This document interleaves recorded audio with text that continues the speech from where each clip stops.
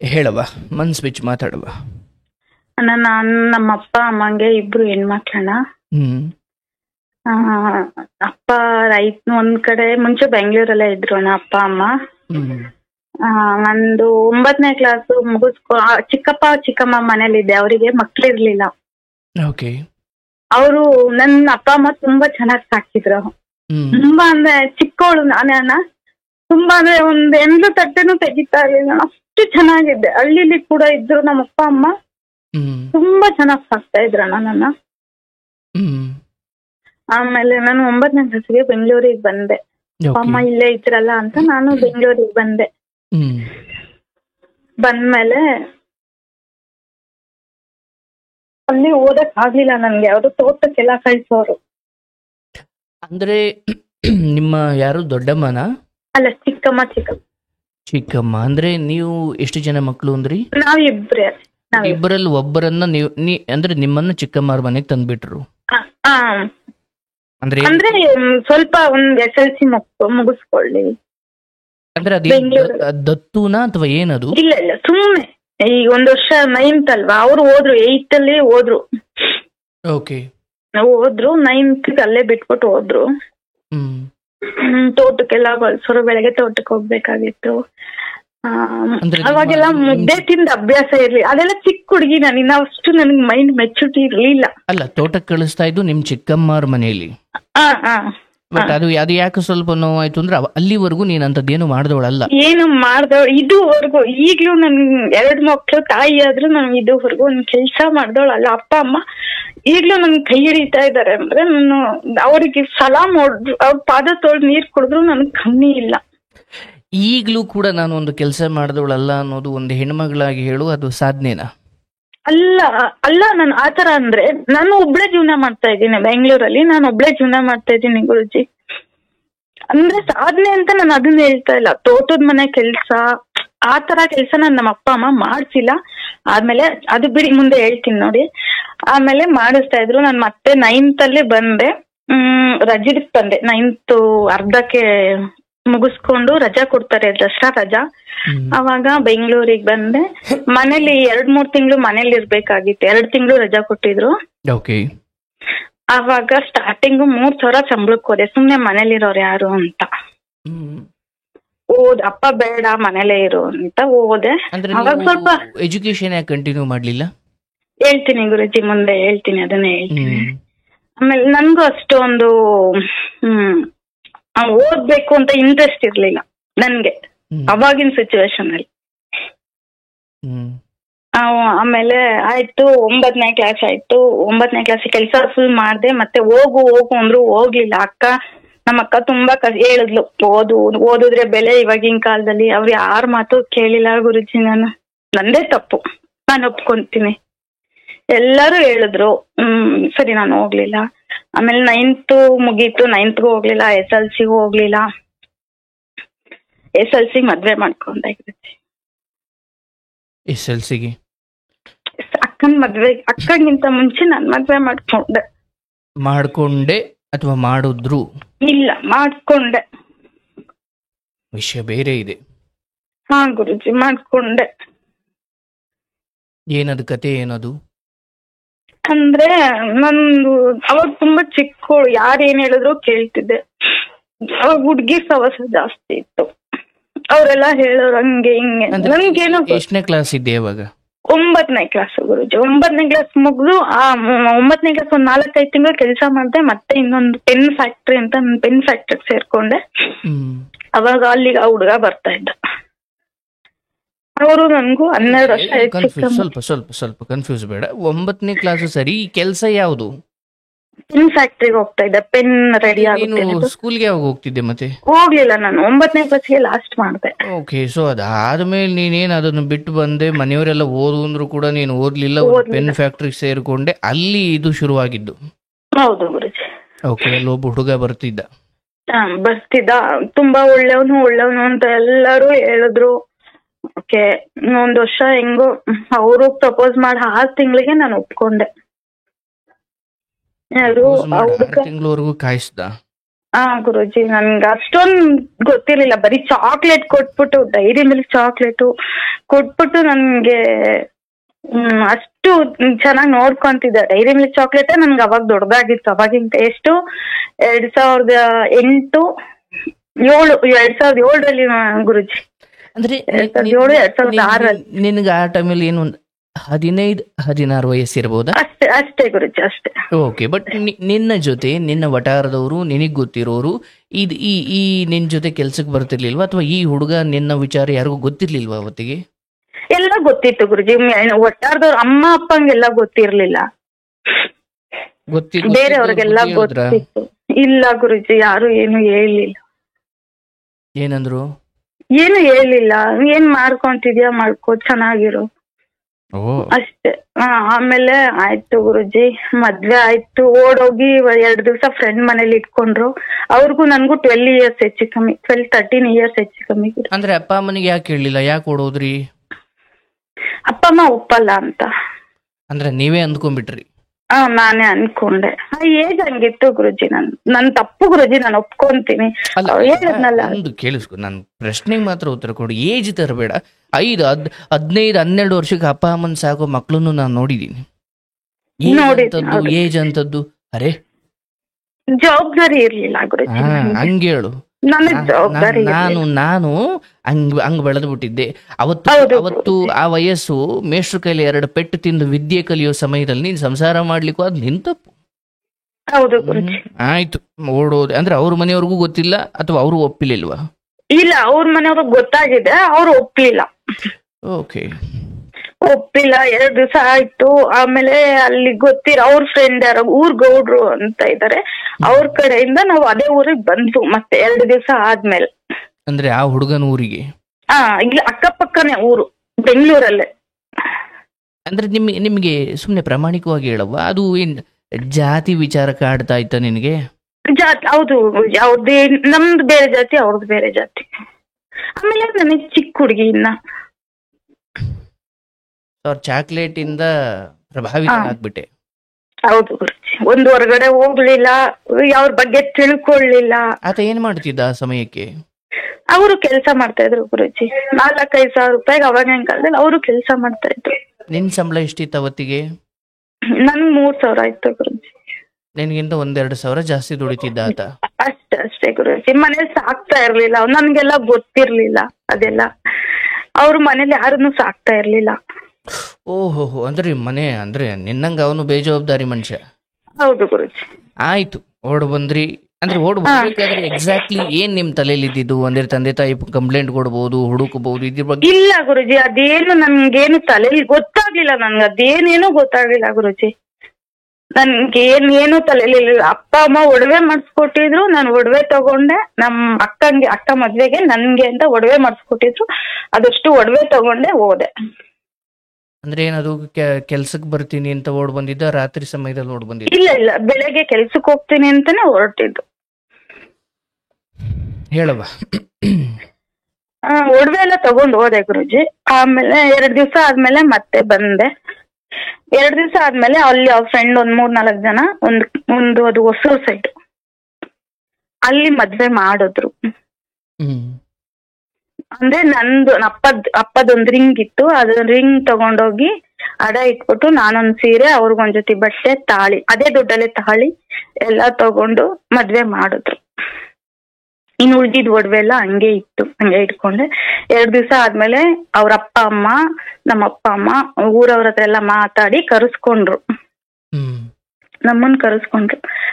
ಆಮೇಲೆ ನಮ್ಗ್ ಗೊತ್ತಿರೋ ನಮ್ ರಿಲೇಟಿವ್ ಒಂದಿಬ್ರು ನನ್ಗೆ ಸ್ವಲ್ಪ ಹಿಂಗೆ, ಅಪ್ಪ ಅಮ್ಮ ಇದುವರೆಗೂ ಒಂದೇಟು ಹೊಡಿಲಿಲ್ಲ ನನ್ಗೆ. ಈಗ್ಲೂ ಇಷ್ಟು ದೊಡ್ಡವಳಾದ್ರು 2 ಮಕ್ಳ ತಾಯಿ ಆದ್ರು ನನ್ಗೆ ಹೊಡೆದಿಲ್ಲ.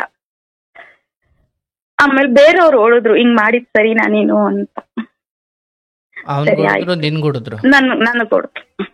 ಅಂದ್ರೆ ಆ ನ್ಯಾಯ ಮಾಡೋ ಸಮಯದಲ್ಲಿ ಅವ್ರ ಅಪ್ಪ ಅಮ್ಮನೂ ಬಂದಿದ್ರ? ಬಂದಿದ್ರು. ಬಂದ್ರು, ಶನಿವಾರ ಬಂದ್ರು. ಎಲ್ಲ ನ್ಯಾಯ ಪಂಚಾಯತಿ ಆಯ್ತು, ಇನ್ ಮದ್ವೆ ಆಗಿದೆ, ಇನ್ನೇನು ಮಾಡಕ್ಕಾಗಲ್ಲ ಅಂದ್ರು. ಆಮೇಲೆ ಶನಿವಾರ ಬಂದ್ವು, ಭಾನುವಾರ ಹಂಗೆ ಇದ್ವು. ಮತ್ತೆ ಸೋಮವಾರ ಅಪ್ಪ ಅಮ್ಮ ಬೇಡ, ನಮಗ್ ಗೊತ್ತಾಗ್ದಂಗ್ ಮದ್ವೆ ಆಗಿರೋದು, ನಾವು ಮದ್ವೆ ಮಾಡ್ತೀವಿ ಅಂತ ಅವರು ಎಲ್ಲ ಚೆನ್ನಾಗ್ ಮದ್ವೆ ಮಾಡ್ಕೊಟ್ರು ಗುರುಜಿ. ಅಂದ್ರೆ ಸಿಂಪಲ್ ಆಗಿ ದೇವಸ್ಥಾನದಲ್ಲಿ. ಅಂದ್ರೆ ಹಿರಿಯರ ಸಮ್ಮುಖದಲ್ಲಿ ಆಯ್ತು. ಹೌದು ಗುರುಜಿ. ಫೋಟೋ ಎಲ್ಲ ತಕ್ಕೊಂಡು ದೊಡ್ಡವರು ನಮ್ ದೊಡ್ಡಮ್ಮ ಅವರೆಲ್ಲ ಆ ಕಡೆಯಿಂದ ಊರಿಂದ ಎಲ್ಲ ಜನಗಳೆಲ್ಲ ಬಂದು ಮಾಡಿದ್ರು. ಓಕೆ.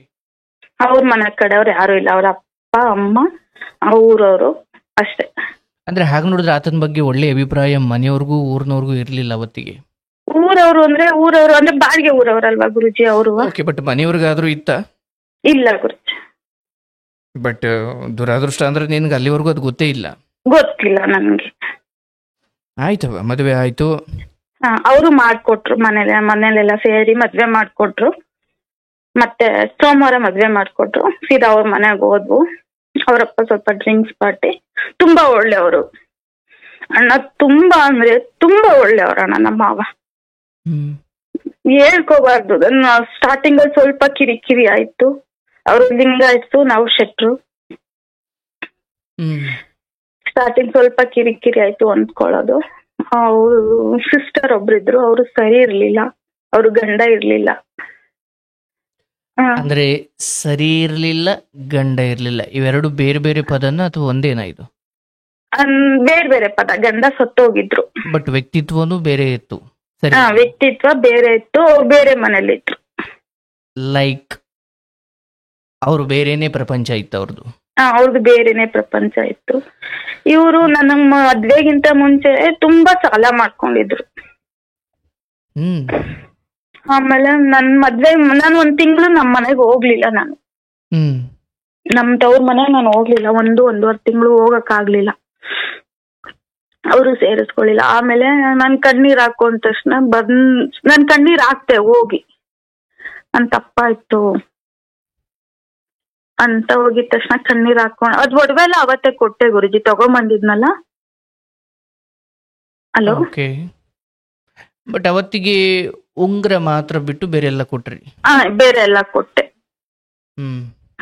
ಆಮೇಲೆ ಬೇರೆ ಎಲ್ಲ ಕೊಟ್ಟೆ. ಮತ್ತೆ 1-1.5 ತಿಂಗಳಾದ್ಮೇಲೆ ನನ್ಗೆ ಕೆಲ್ಸ ಎಲ್ಲೂ ಅಡ್ಜಸ್ಟ್ ಆಗ್ಲಿಲ್ಲ. ಯಾವ್ದೋ ಒಂದ್ ಕಡೆ ಕೆಲ್ಸಕ್ಕೆ ಹೋಗ್ತಿದ್ದೆ, ಅವರು ಕೆಲ್ಸ ಬಿಟ್ರು.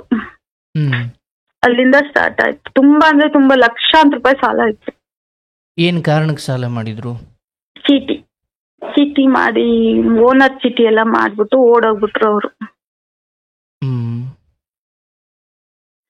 ಓಡೋದ್ರು. ಇವ್ರದ್ದು ಎಲ್ಲ ಇವ್ರ ತಲೆ ಮೇಲೆ ಬಂತು ಗುರುಜಿ. ಆಮೇಲೆ 1 ವರ್ಷ ಆಯ್ತು. 1 ವರ್ಷ ಅಂದ್ರೆ 1.5 ತಿಂಗಳಾಯ್ತು. 1.5 ತಿಂಗಳಾದ್ಮೇಲೆ ನಾನು ಅವ್ರ ಮನೆಗೆ ಸೇರ್ಕೊಂಡೆ. ಯಾರ ಮನೆಗೆ? ಅಪ್ಪ ಅಮ್ಮನ ಮನೆಗೆ ಸೇರ್ಕೊಂಡೆ. ನಿಮ್ ತವ್ರ ಮನೆಗೆ? ಅಲ್ಲೇ ಅಕ್ಕಪಕ್ಕ ಹಳ್ಳಿನೇ, ಬೆಂಗಳೂರಲ್ಲೇ. ಓಕೆ. ಆಮೇಲೆ ಅಲ್ಲಿಗೆ ನನ್ ಮದ್ವೆ ಆಗಿ 6 ತಿಂಗಳಿಗೆ ಅಕ್ಕನ ಮದ್ವೆ ಫಿಕ್ಸ್ ಆಯ್ತು. ಅವಳಿಗೆ ಏನ್ ಒಡವೆ ಕೊಟ್ರು, ಡಿಟ್ಟು ನನ್ಗೂ ಅದೇ ಒಡವೆ ಕೊಟ್ರು. ಬಟ್ ಸ್ವಲ್ಪ ನಿಮ್ ತಂದೆ ಕಡೆ ಉಳ್ಳವರ, ಸ್ವಲ್ಪ ಇರೋರ? ಇಲ್ಲ, ಅವರು ದುಡ್ಡು ತಿಂತ ಇದ್ರು. ಬಟ್ ಆ ನಡುವೆಯೂ ಮಕ್ಕಳಿಗೆ, ಹೆಣ್ಮಕ್ಳಿಗೆ ಏನ್ ಗೌರವ ಕೊಡ್ಬೇಕು, ಏನ್ ಕೊಡ್ಬೇಕು ಅದನ್ನ ಕೊಟ್ರು. ಹೌದು. ನಂದು ಹಿಂಗ್ ಮದ್ವೆ ಆಗಿದೆಯಲ್ಲ ಅಂತ ಒಂದ್ ಕೈ ಎಕ್ಸ್ಟ್ರಾನೇ ಕೊಡ್ತಾ ಇದ್ರು. ಅವಳು ಗ್ರ್ಯಾಂಡ್ ಆಗಿ ಮದ್ವೆ ಮಾಡ್ಕೊಟ್ವು. ಆಮೇಲೆ ನಮ್ದು ಒಂದು ಅಂಗಡಿ ಇತ್ತು, ಹೋಟೆಲ್ ತರ ಇತ್ತು. ಇವ್ರ ಕೆಲ್ಸಕ್ಕೆ ಎಲ್ಲೂ ಸೆಟ್ ಆಗ್ತಾ ಇರ್ಲಿಲ್ಲ, ಕೆಲ್ಸಕ್ಕೆ ಹೋಗ್ಲಿಲ್ಲ ಗುರುಜಿ. ಹೋಟೆಲ್ ಎಲ್ಲ ಇರ್ರಪ್ಪ, ನನ್ ಜೊತೆ ಹೆಲ್ಪ್ ಮಾಡ್ಕೊಂಡಿರಿ ಅಂತ ಹೇಳಿದ್ರು. ನಾವಿಬ್ರು ಅಲ್ಲೇ ಇದ್ವು ಗುರುಜಿ. ಅಕ್ಕನ ಮದ್ವೆ ಆದ್ಮೇಲೆ ನಾವಿಬ್ರು ಅಲ್ಲೇ ಮಾಡ್ಕೊಂಡು ಅಲ್ಲೇ ಓಡಾಡ್ಕೊಂಡಿದ್ವು. ಆ ಮನೆ ಈ ಮನೆ ಅನ್ಕೊಂಡಿದ್ವು. ಆಮೇಲೆ ದಿನಕ್ಕೆ 1,000 ಕೊಡು, ದಿನಕ್ಕೆ 1,000, 1,500 ಕೊಡೋರಪ್ಪ. ಬೇರೆಯವ್ರಿಗೆ ಕೊಡಲ್ವಾ? ನನ್ ಮಕ್ಳು ತಾನೆ, ನನ್ನ ಅಳಿಯ ತಾನೆ, ತಿನ್ಲಿ. ಅಪ್ಪ ಗೊತ್ತಿಲ್ದಂಗ ಅಮ್ಮ ಕೊಡೋದು, ಅಪ್ಪಗೆ ಡೈಲಿ ಇಷ್ಟು ಅಂತ ಅಪ್ಪ ಕೊಡೋದು. ಅಂದ್ರೆ ಅಲ್ಲಿದ್ರಿ ಅನ್ನೋದು ಬಿಟ್ರಿ, ಬಟ್ ನಿಮ್ ಸಂಸಾರ ಪ್ರತ್ಯೇಕವಾಗಿತ್ತ ಅಥವಾ ನಿಮ್ ತವ್ರ ಮನೆ ಒಳಗಡೆ ಬೆರ್ತಿದ್ರ?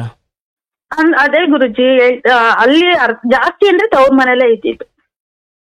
ಓಕೆ, ಬಟ್ ಅಲ್ಲೇ ಉಣ್ಣೋದು ತಿನ್ನೋದೆಲ್ಲ ಅಲ್ಲೇ ಇತ್ತು? ಎಲ್ಲ ಅಲ್ಲೇ. ಇನ್ ಹೋಟೆಲ್ ಬೆಳಗ್ಗೆ 4 ಗಂಟೆಗೆ ಬಂದೆ, 3 ಗಂಟೆವರೆಗೂ ಅಲ್ಲೇ ಉಳ್ದಿದ್ದು ತಗೊಂಡ್ ಹೋಗ್ತಿದ್ವು, ಸಂಸಾರ ಮಾಡ್ತಾ ಇದ್ವು. ಆಮೇಲೆ ಅತ್ತೆ ಮನೇಲಿ 1 ವರ್ಷ ಇದ್ದೆ. 2008ರಲ್ಲಿ ಮದ್ವೆ ಆಗಿತ್ತು. 2009 ತನಕ ನಮ್ಮ ಅತ್ತೆ ಮನೆಯಲ್ಲೇ ಇದ್ವು. ಆಮೇಲೆ ನಮ್ಮ ಅತ್ತೆ ಕಿರಿಕಿರಿ ಮಾಡೋರು, ಅವಳು ಬರೋದು ಹೋಗೋದು ಅಡ್ಜಸ್ಟ್ ಆಗಲ್ಲ, ತುಂಬಾ ಕಿರಿಕಿರಿ ಮಾಡ್ತಾಳೆ, ಜಗಳ ಆಡ್ತಾಳೆ, ನೀವು ಬೇರೆ ಹೋಗಿ ಅಂತ ಅವರೇ ಬೇರೆ ಕಳ್ಸಿದ್ರು. ಯಾರು? ನಮ್ಮ ಅತ್ತೆ ಮಾವ. ಅಂದ್ರೆ ನೀವು ಕಿರಿಕಿರಿ ಮಾಡ್ತೀರಾ ಅಂತಲ್ಲ? ಅಲ್ಲ ಅಲ್ಲ, ನನ್ನ ನಾದ್ನಿ ಮಗಳು, ಚಿಕ್ಕ ಮಗು ಒಂದಿತ್ತು, ಅವ್ರಿಗೂ ಆಗ್ತಾ ಇರ್ಲಿಲ್ಲ. ಆಮೇಲೆ ನಾನು ಚಿಕ್ಕದೊಂದ್ ಮನೆ ಮಾಡ್ಕೊಂಡು ಗುರುಜಿ ಸಪ್ರೇಟ್ ಆಗಿ. ನಮ್ ಮನೇಲಿ ಏನೇನು ಇಲ್ಲ ಗುರುಜಿ. ಏನು ಅಂದ್ರೆ ಅವ್ರ ಮನೆಗ್ ಬರ್ಬೇಕಾದ್ರೆ ಒಂದ್ ಲೋಟ ಒಂದ್ ತಟ್ಟೆನೂ ಕೊಡ್ಲಿಲ್ಲ. ಯಾರ ಮನೆಗೆ? ನಮ್ಮ ಅತ್ತೆ ಮನೆಯಿಂದ ಆಚೆ ಬರ್ಬೇಕಾದ್ರೆ. ನಾನು ಎಲ್ಲಾ ಮಾಡಿದ್ದೆ. ಅವ್ರ ಮನೆಗ್ ಹೋದ್ಮೇಲೆ ಏನು ಇರ್ಲಿಲ್ಲ, ಬಡವರಾಗಿದ್ರು. ನಾನು ಹೋಗಿ ದುಡ್ದು ಎಲ್ಲಾ ಮಾಡ್ದೆ ಅವ್ರ ಮನೆಗೆ. ಪಂಪ್ ಸ್ಟವ್ ಗೊತ್ತಲ್ಲ? ಗೊತ್ತು. ಅದ್ರಲ್ಲಿ ಜೀವನ ಮಾಡ್ತಾ ಇದ್ರು. ನಾನು ಹೋಗಿ ಚಿಕ್ಕದೊಂದ್ ಸಿಲಿಂಡರ್ ತಗೊಂಡೋದೆ. ನನಗ್ ಪಂಪ್ ಸ್ಟವ್ ಹಚ್ಚಕ್ ಬರ್ತಾ ಇರ್ಲಿಲ್ಲ. ಸೀಮೆಣ್ಣೆ ಸ್ಟವ್. ಆಮೇಲೆ ನಾನು ಹೋಗಿ ಅವ್ರ ಮನೆಗೆ ಸೀಮೆಣ್ಣೆ ಸ್ಟವ್ ಅಲ್ಲ, ಇನ್ನೊಂದು ಚಿಕ್ಕ ಸಿಲಿಂಡರ್ ಬರುತ್ತಲ್ಲ, ಅದನ್ನ ತಗೊಂಡೋದೆ. ಆಯ್ತು, ಅದೇನು ಕೊಡ್ಲಿಲ್ಲ ಮತ್ತೆ ನನ್ಗೆ. ನೀನೇನು ತಗೊಂಡ್ಬಂದಿಲ್ಲ, ಹಂಗೆ ಹೋಗು ಅಂದ್ರು. ನಾನ್ ಬೇರೆ ಮಾಡ್ದೆ. ಅಮ್ಮ ಅಡ್ವಾನ್ಸ್ ಕೊಟ್ರು, ಪಾತ್ರೆ ಕೊಟ್ರು, ಗ್ಯಾಸ್ ಕೊಟ್ರು, ಎಲ್ಲಾ ಕೊಟ್ರು. ಮತ್ತೆ ಬೇರೆ ಮನೆ ಮಾಡ್ಕೊಂಡೆ. ಅಂದ್ರೆ ಈಗ ಏನು ಮಾಡ್ತಿಲ್ಲ, ಜಾಸ್ತಿ ಅಮ್ಮ ಮನೇಲೆ ಇರ್ತಿದ್ವಿ. ಅಮ್ಮ ಮನೇಲೆ ಇರ್ತಿದ್ವು. ಆಯ್ತು, ಅಮ್ಮ ಅಷ್ಟು ಇಷ್ಟು ಕೊಡೋರು, ಅಪ್ಪ ಡೈಲಿ 1,000 ಕೊಡೋರು. ಆಯ್ತು, ಹೆಂಗೋ ಒಂದ್ ದೊಡ್ಡವನ್ ಹುಟ್ಟೋವರೆಗೂ ಚೆನ್ನಾಗಿತ್ತು. ದೊಡ್ಡವನ್ ಹುಟ್ಟಿದ್ಮೇಲೆ ಸಾಲ ಎಲ್ಲ ನನ್ ಒಡವೆ, 5 ತಿಂಗಳು ಪ್ರೆಗ್ನೆಂಟ್ ಅಲ್ಲಿ ಒಡವೆ ಎಲ್ಲ ಕಾಣ್ನಂಗ್ ತಗೊಂಡೋಗಿ ಅಡ ಇಟ್ಟು. ಒಡವೆ ನಿಮ್ಮ ಅಪ್ಪನಿಗೆ ಕೊಟ್ಟಿದ್ದೆ ಅಲ್ವಾ? ಅದೆಲ್ಲ ಮತ್ತೆ ಕೊಟ್ರು ಅಂತ ಹೇಳಿದ್ನಲ್ಲ ಗುರುಜಿ. ಅವಳ ಅಕ್ಕನ ಮದ್ವೆಲೆಲ್ಲ ಕೊಟ್ರು. ಮತ್ತೆ ಅವಳಿಗೆ ಏನ್ ಕೊಟ್ರು, ನನ್ಗೂ 2 ಎಳೆ ಸರ, ಓಲೆ ಹ್ಯಾಂಗಿಂಗ್ಸ್, ಜುಮ್ಕಿ, ಮಾಟಿ, ಅವ್ರಿಗೆ ಕೊಳ್ಚೈನು, ಪಾಪು ಕೊಳ್ಚೈನು ಎಲ್ಲ ಕೊಟ್ರು. ಅದನ್ನ ತಗೊಂಡೋಗಿ ಎಲ್ಲಾ ಹಾಳು ಮಾಡಿದ್ರು. ನಾನ್ ಸುಳ್ಳು ಹೇಳ್ಕೊಂಡ್ ಬಂದೆ ಅಪ್ಪ ಅಮ್ಮ ಹತ್ರ. ಗಂಡನ್ ಬಿಟ್ಕೊಡಂಗಿಲ್ಲ ಅಲ್ವಾ ಗುರುಜಿ? ಅಪ್ಪ ಅಮ್ಮ ಹತ್ರ ಮತ್ತೆ ಸುಳ್ಳು ಹೇಳ್ದೆ ನಾನು. ಅವ್ರು ಆ ಟೈಮಲ್ಲಿ ನಿಜ ಹೇಳಿದ್ರೆ ಮತ್ತೆ ಆ ಒಡವೆ ನನ್ನ ಹತ್ರ ಇರೋದೇನೋ. ನಾನ್ ಸುಳ್ಳು ಹೇಳ್ದೆ. ಅಮ್ಮ ಇದೆ ನನ್ನ ಹತ್ರನೇ ಇದೆ ಅಂತ ಎಲ್ಲ ಸುಳ್ಳು ಹೇಳ್ಕೊಂಡ್ ಬಂದೆ. ಆಯ್ತು, ಎಲ್ಲ ಹಾಳಾಯ್ತು. ಮತ್ತೆ 2010 ದೊಡ್ಡವನ್ ಹುಟ್ಟ. ಆಮೇಲೆ ಅವರು ಹೆಂಗೋ ನಡೀತಾ ಇತ್ತು, ಡೈಲಿ ಸಂಬಳ ಕೊಡೋರು. ಹೆಂಗೋ ಸಾಲ ತೀರ್ಸ್ಕೊಂಡ್ ಗುಣಮಟ್ಟ ಆಗಿ ಬಂದ್ವು. ಆಮೇಲೆ 4 ವರ್ಷ ಜೊತೆಲೇ ಇದ್ವು, ಅಪ್ಪ ಅಮ್ಮನ ಮನೇಲೇ ಇದ್ವು. ಇವ್ರು ಇಲ್ಲಿರೋರು, ನಾನು ಅಲ್ಲಿ ಇರ್ತಾ ಇದ್ದೆ. ಇವ್ರು ಜಾಸ್ತಿ ನಮ್ಮ ಮನೆಗಳಿಗೆ ಬರ್ತಾ ಇರಲಿಲ್ಲ. ಎಷ್ಟ್ ಬೇಕಷ್ಟೇ ಬೆಳಗ್ಗೆ ಕೆಲ್ಸಕ್ಕೆ ಅಂತ ಬರೋರು, ಸಾಯಂಕಾಲ ಹೋಗೋರು. ಜಾಸ್ತಿ ನಾನು ನಮ್ಮ ಅಪ್ಪ ಅಮ್ಮನ ಹತ್ರನೇ ಬೆರ್ತೆ. ನಾನು ಅವ್ರ ಮನೆಗೆ ಹೋಗಕ್ ಅಷ್ಟೊಂದು ಆಗ್ಲಿಲ್ಲ. ಅವ್ರಿಗೆ ಸ್ವಲ್ಪ ಹೆಲ್ತ್ ಇಶ್ಯೂ ಇತ್ತು. ಯಾರಿಗೆ? ಹಸ್ಬೆಂಡ್ಗೆ. ಅಂದ್ರೆ ಮೈಯೆಲ್ಲ ಒಂಥರ ತುಂಬಾ ಗಾಯಗಳೆಲ್ಲ ಆಗಿರೋದು, ಕಲೆ ಎಲ್ಲ ಹಂಗೆ ಉಳಿಯೋದು, ಅದ್ರಲ್ಲೆಲ್ಲ ಕ್ಯೂ ಬರೋದು, ಮೈಯೆಲ್ಲ ಫುಲ್ಲು. ಎಷ್ಟು ದೇವರ ಖರ್ಚು ಹೊತ್ಕೊಂಡ್ರು ಏನಾದ್ರೂ ಆಗ್ಲಿಲ್ಲ, ಹುಷಾರಾಗ್ಲಿಲ್ಲ. ಡಾಕ್ಟ್ರು ಕೂಡ ಹೇಳಿದ್ರು ಹುಷಾರಾಗಿರಿ, ಮುಂದೆ ಏನು ಎತ್ತ ಅಂತ. ಆಯ್ತು, 4-5 ವರ್ಷ ಹಂಗೆ ಕಾಲ ಕಳ್ದೆ. ಕೆಲ್ಸ ಮಂತ ಮಾಡ್ತಾ ಇರಲಿಲ್ಲ. ಕಿರಿ ಹೋಟ್ಲ್ ಹತ್ರನೂ ಕಿರಿ ತುಂಬಾ ಕಿರಿಕಿರಿ ಮಾಡೋರು. 8 ಗಂಟೆಗೆ ಬರೋರು, 4 ಗಂಟೆಗೆ ಎದ್ದೋಳೋರು ನಾವು. ಹಂಗಾದ್ರು ಅಪ್ಪ ಬಿಡು ಹೋಗ್ಲಿ ಕಲಿತಾನೆ. 4 ವರ್ಷ ಆದ್ಮೇಲೆ ಮತ್ತೆ ಇನ್ನೊಂದ್ ಮಗು ಹುಟ್ಟು ಗುರುಜಿ. ಅದು ಚಿಕ್ಕವನು, ಅವನು ಗಂಡ್ ಮಗುನೇ. 2014 ಅವನು ಹುಟ್ಟ. 2014 ಹುಡ್ತಾ, ಅಪ್ಪ ಅಮ್ಮ ಬೇಡ, ನನ್ ಕೈಲಿ ಆಗಲ್ಲ, ಮಾಡಕ್ ಆಗಲ್ಲ, ನಾವು ಊರ್ಗ್ ಹೋಗ್ಬಿಡ್ತೀವಿ, ನೀವೇ ಮಾಡ್ಕೊಳ್ಳಿ, ಹೋಟ್ಲು ನೀವೇ ಮಾಡ್ಕೊಳ್ಳಿ ಅಂತ ಹೋದ್ರು. ಮಾಡಕ್ಕಾಗ 5 ತಿಂಗಳು ಮಗು ಕರ್ಕೊಂಡ್ ಹೋದ್ರು. ಮಗು ಇಟ್ಕೊಂಡು ನೀನೇನು ಮಾಡಕ್ಕಾಗಲ್ಲ. 5 ತಿಂಗಳು ನನ್ ಚಿಕ್ಕ ಮಗು ಕರ್ಕೊಂಡು ಹೋದ್ರು. ಹೋದ್ಮೇಲೆ ಇವ್ರು ಮಾಡ್ಲಿಲ್ಲ ಗುರುಜಿ. 1-2-3 ತಿಂಗಳು ಮಾಡೋ ತರ ಮಾಡ್ಬಿಟ್ಟು ಗಾಡಿ ಸಮೇತನೇ ಕೊಟ್ಬಿಟ್ರು.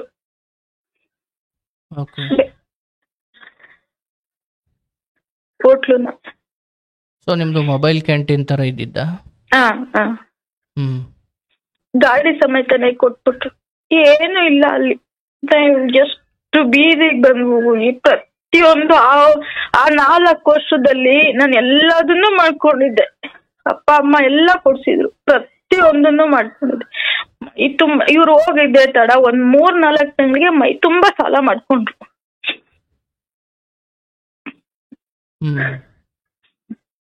ಸಾಲ ಮಾಡ್ಕೊಂಡ್ರು. ಆಮೇಲೆ ಮತ್ತೆ ನಾನು ಹೋದೆ. ಮತ್ತೆ ಅಪ್ಪ ಹತ್ರ ಹೋದೆ, ನನ್ಗೆ ಸ್ವಲ್ಪ ದುಡ್ಡು ಬೇಕು.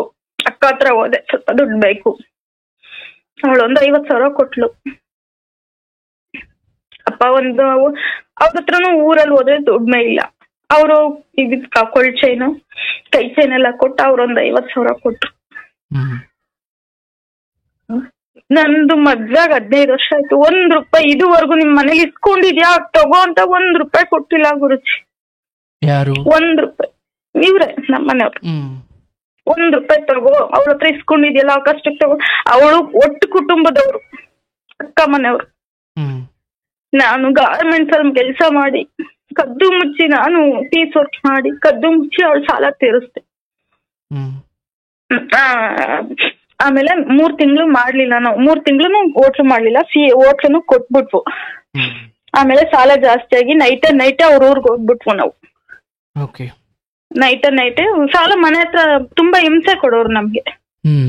ನನಗೆ ಸಾಲ ಬೇಕು, ಬಡ್ಡಿ ಬೇಕು, ಹಂಗೆ ಹಿಂಗೆ ಅಂತ.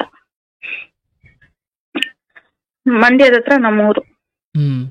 ಹೋಗ್ಬಿಟ್ವು ನಾವು ಊರ್ಗೆ. ಆಮೇಲೆ ಅವ್ರ ಅಪ್ಪ ಅಮ್ಮ ಬೈದ್ರು, ಸೇರಿಸ್ಲಿಲ್ಲ.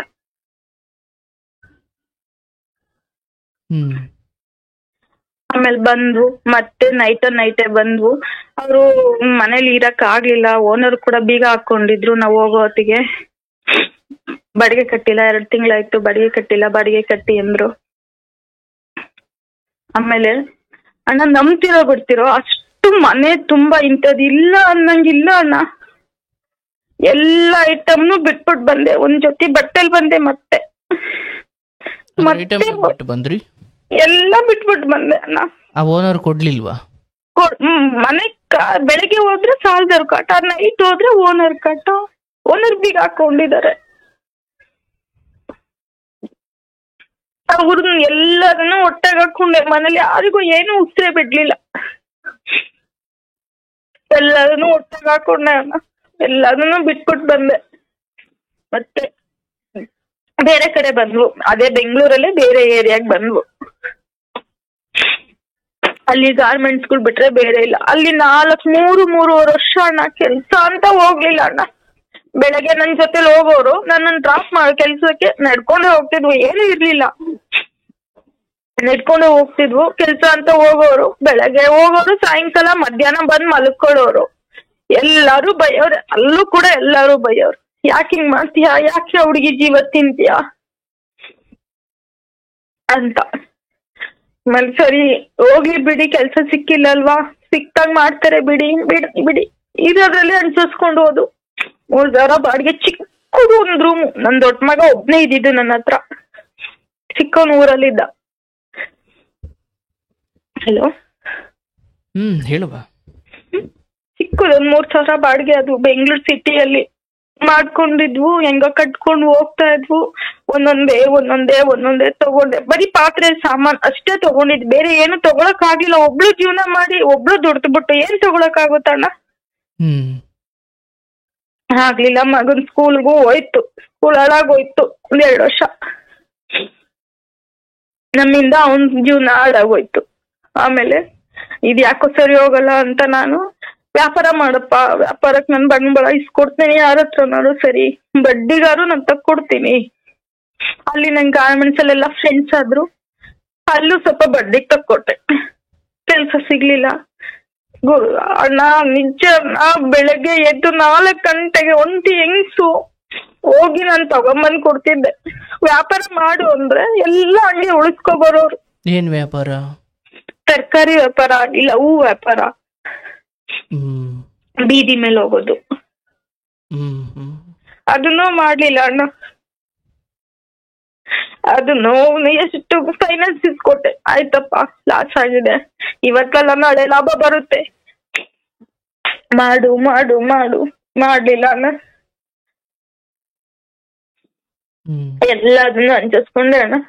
ಈಗ ನಂದು ಕೋವಿಡ್ ಟೈಮಲ್ಲಿ ಅಲ್ಲೂ ಮತ್ತೆ ಸಾಲ ಮಾಡ್ಕೊಂಡ್ರು. ಮತ್ತೆ ನಾನು ಗಾರ್ಮೆಂಟ್ಸಿಗೆ ಹೋಗ್ಕೊಂಡು ತೀರಿಸ್ಕೊಂಡು, ಅವ್ರಿಗೆ ಗೊತ್ತಿಲ್ದಂಗೆ ತೀರಿಸ್ದೆ. ಈಗಲೂ ಅವ್ರಿಗೆ ಗೊತ್ತಿಲ್ಲ ಅಣ್ಣ. ನಾನ್ ತೀರಿಸ್ತಾ ಇದ್ದೀನಿ ಅಂತ. ಅವರೆಲ್ಲ ನನ್ ಜೊತೆ ಚೆನ್ನಾಗಿದ್ದಾರೆ. ಇವಾಗ 4 ವರ್ಷ ಆಯ್ತಣ್ಣ ನನ್ನನ್ ಬಿಟ್ಟು ಹೋಗಿದ್ದಾರೆ. ಕಾರಣ ಏನು ಅಂತ ಕೇಳಿ ಅಣ್ಣ, ಹೇಳ್ತೀನಿ. ನನ್ಗೆ ಬೇರೆ ಸಂಬಂಧ ಇದೆ.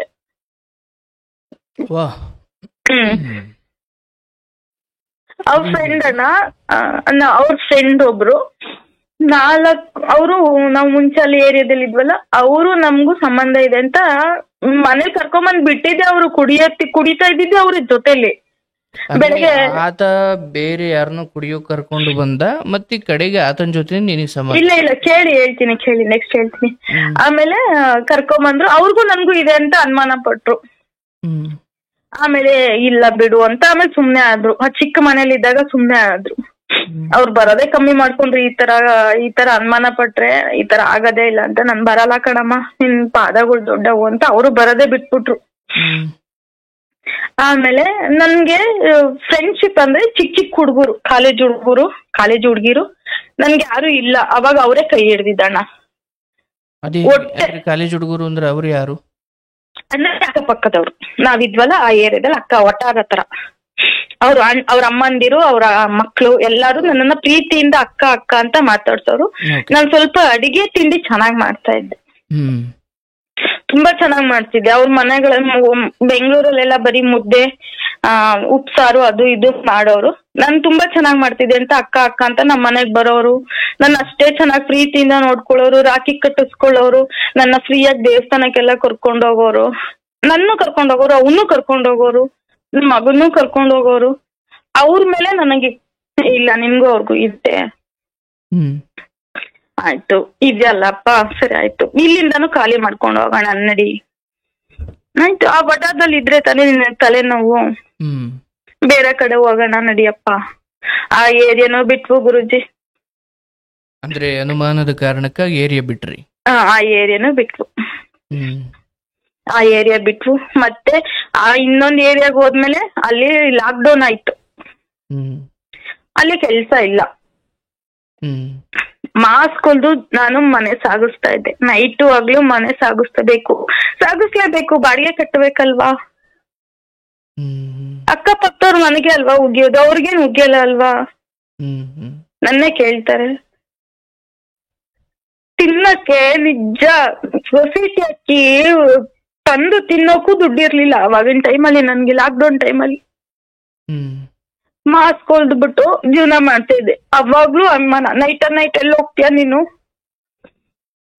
ತುಂಬಾ ದೂರ ಹೋಗ್ಬೇಕು ಅಣ್ಣ. ನಮ್ ಮಾಸ್ಕ್ ಹೊಲಿಬೇಕು ಅಂದ್ರೆ ಮನೇಲಿ ಮಿಷಿನ್ ಇಲ್ಲ. ಬೇರೆಯವ್ರ ಮನೇಲಿ ನಾನು ಅವ್ರು ವಿಡಿಯೋ ಕಾಲ್ ಮಾಡಿದೀನಿ ಪ್ರತಿಯೊಂದು. ಅವ್ರಿಗೂ ಗೊತ್ತು ಅವ್ರ ಮನೆ, ನನ್ ಫ್ರೆಂಡ್ ಚಂದ್ರಿಕಾ ಅಂತ. ಪ್ರತಿಯೊಂದು ಮಿಷಿನ್ ಸೌಂಡು ಕೂಡ ಕೇಳ್ಸಿದೀನಪ್ಪ. ನಾನ್ ಕೆಲ್ಸ ಮಾಡ್ತಾ ಇದ್ದೀನಿ, ನೀ ಹತ್ರ ದುಡ್ಕೊಂಡ್ ತಿಂತಾ ಇದ್ದೀನಪ್ಪ. 2 ದಿವಸ ಊರಿಗೆ ಹೋದೆ ಅಣ್ಣ, ನನ್ ಕೈಲಿ ಆಗ್ಲಿಲ್ಲ. ಸ್ವಲ್ಪ ಊರ್ಗ್ ಹೋದೆ ಲಾಕ್ಡೌನ್ ಟೈಮಲ್ಲಿ.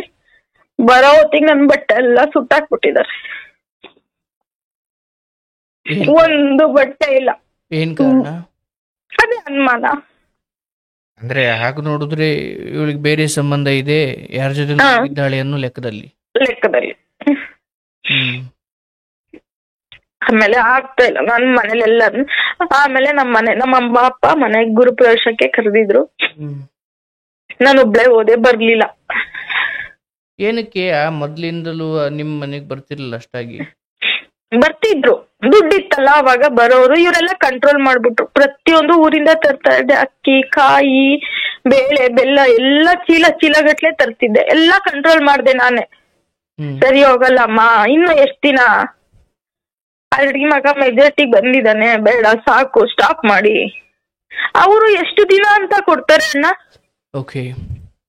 ನಾನೇ ಹೇಳ್ದೆ ಸ್ಟಾಪ್ ಮಾಡಿ. ನಮ್ಮ ಅಕ್ಕ ಅವರೆಲ್ಲ ಬೈತಾ ಇದ್ರು, ನೀನೇ ಕಲ್ಸಿರೋದು. ನಮ್ಮ ಅಪ್ಪ ಅಮ್ಮಂಗೆ ಬೈಯೋರು, ನಮ್ಮಮ್ಮನ ಅಕ್ಕ ಅವರೆಲ್ಲ ಬೈಯೋರು, ನೀನೇ ಕಲಿಸ್ತಾ ಇದ್ಯಾ.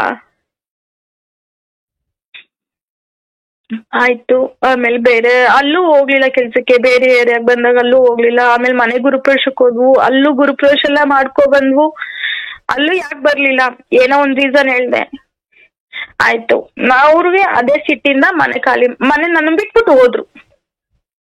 ನನ್ನನ್ ಬಿಟ್ಬಿಟ್ಟು ಪರ್ಮನೆಂಟ್ ಆಗಿ ಅವ್ರ ಚೀಲ ಬಟ್ಟೆ ಲೇಡೀಸ್ ತಗೋತಾರಲ್ಲ 2 ಸಲ ಸೇರಿಸ್ಕೊಂಡೆ ಅಣ್ಣ ಮನೆಗೆ. ಅಪ್ಪ ಅಮ್ಮ ಬೇಡ ಬಿಟ್ಬಿಡು, ಹೆಂಗೋ ನೀನೇ ಜೀವನ ಮಾಡ್ತಾ ಇದೆಯಲ್ಲ ಮಾಡ್ಕೊಂಡಿರು. ಅವರು ಎಷ್ಟು ಹೇಳಿದ್ರು ಅಣ್ಣ, ಬೇಡ ಇರ್ಲಿ ಬಿಡು ಹೆಂಗೋ ಅನ್ಸರ್ಸ್ಕೊಂಡ್ ಹೋಗು ಅಂತ. ಕೊನೆಗೆ ಅವ್ರಿಗೂ ತಲೆ ಕೆಟ್ಬಿಟ್ಟು, ಬೇಡ ಬಿಟ್ಟಾಕ್ತಿಯಾ, ನೀನ್ ನೆಮ್ಮದಿಯಾಗಿರ್ತೀಯಾ ಇರು, ಧೈರ್ಯವಾಗಿರ್ತೀಯಾ ಇರು, ಇಲ್ಲ ನಮ್ಮೂರಿಗ್ ಬಾ ನಾನ್ ಸಾಕ್ತೀನಿ ಅಂದ್ರು. ನಮ್ಮಪ್ಪ ಈಗ್ಲೂ ಕೂಡ ಬಾ ನಾನ್ ಸಾಕ್ತೀನಿ ಅಂತ ರೆಡಿ. ನನಗ್ ಹೋಗೋಕ್ ನಾಚಿಕೆ. ಮಗ ಅಣ್ಣ 9ನೇ ಕ್ಲಾಸ್ ಅಣ್ಣ.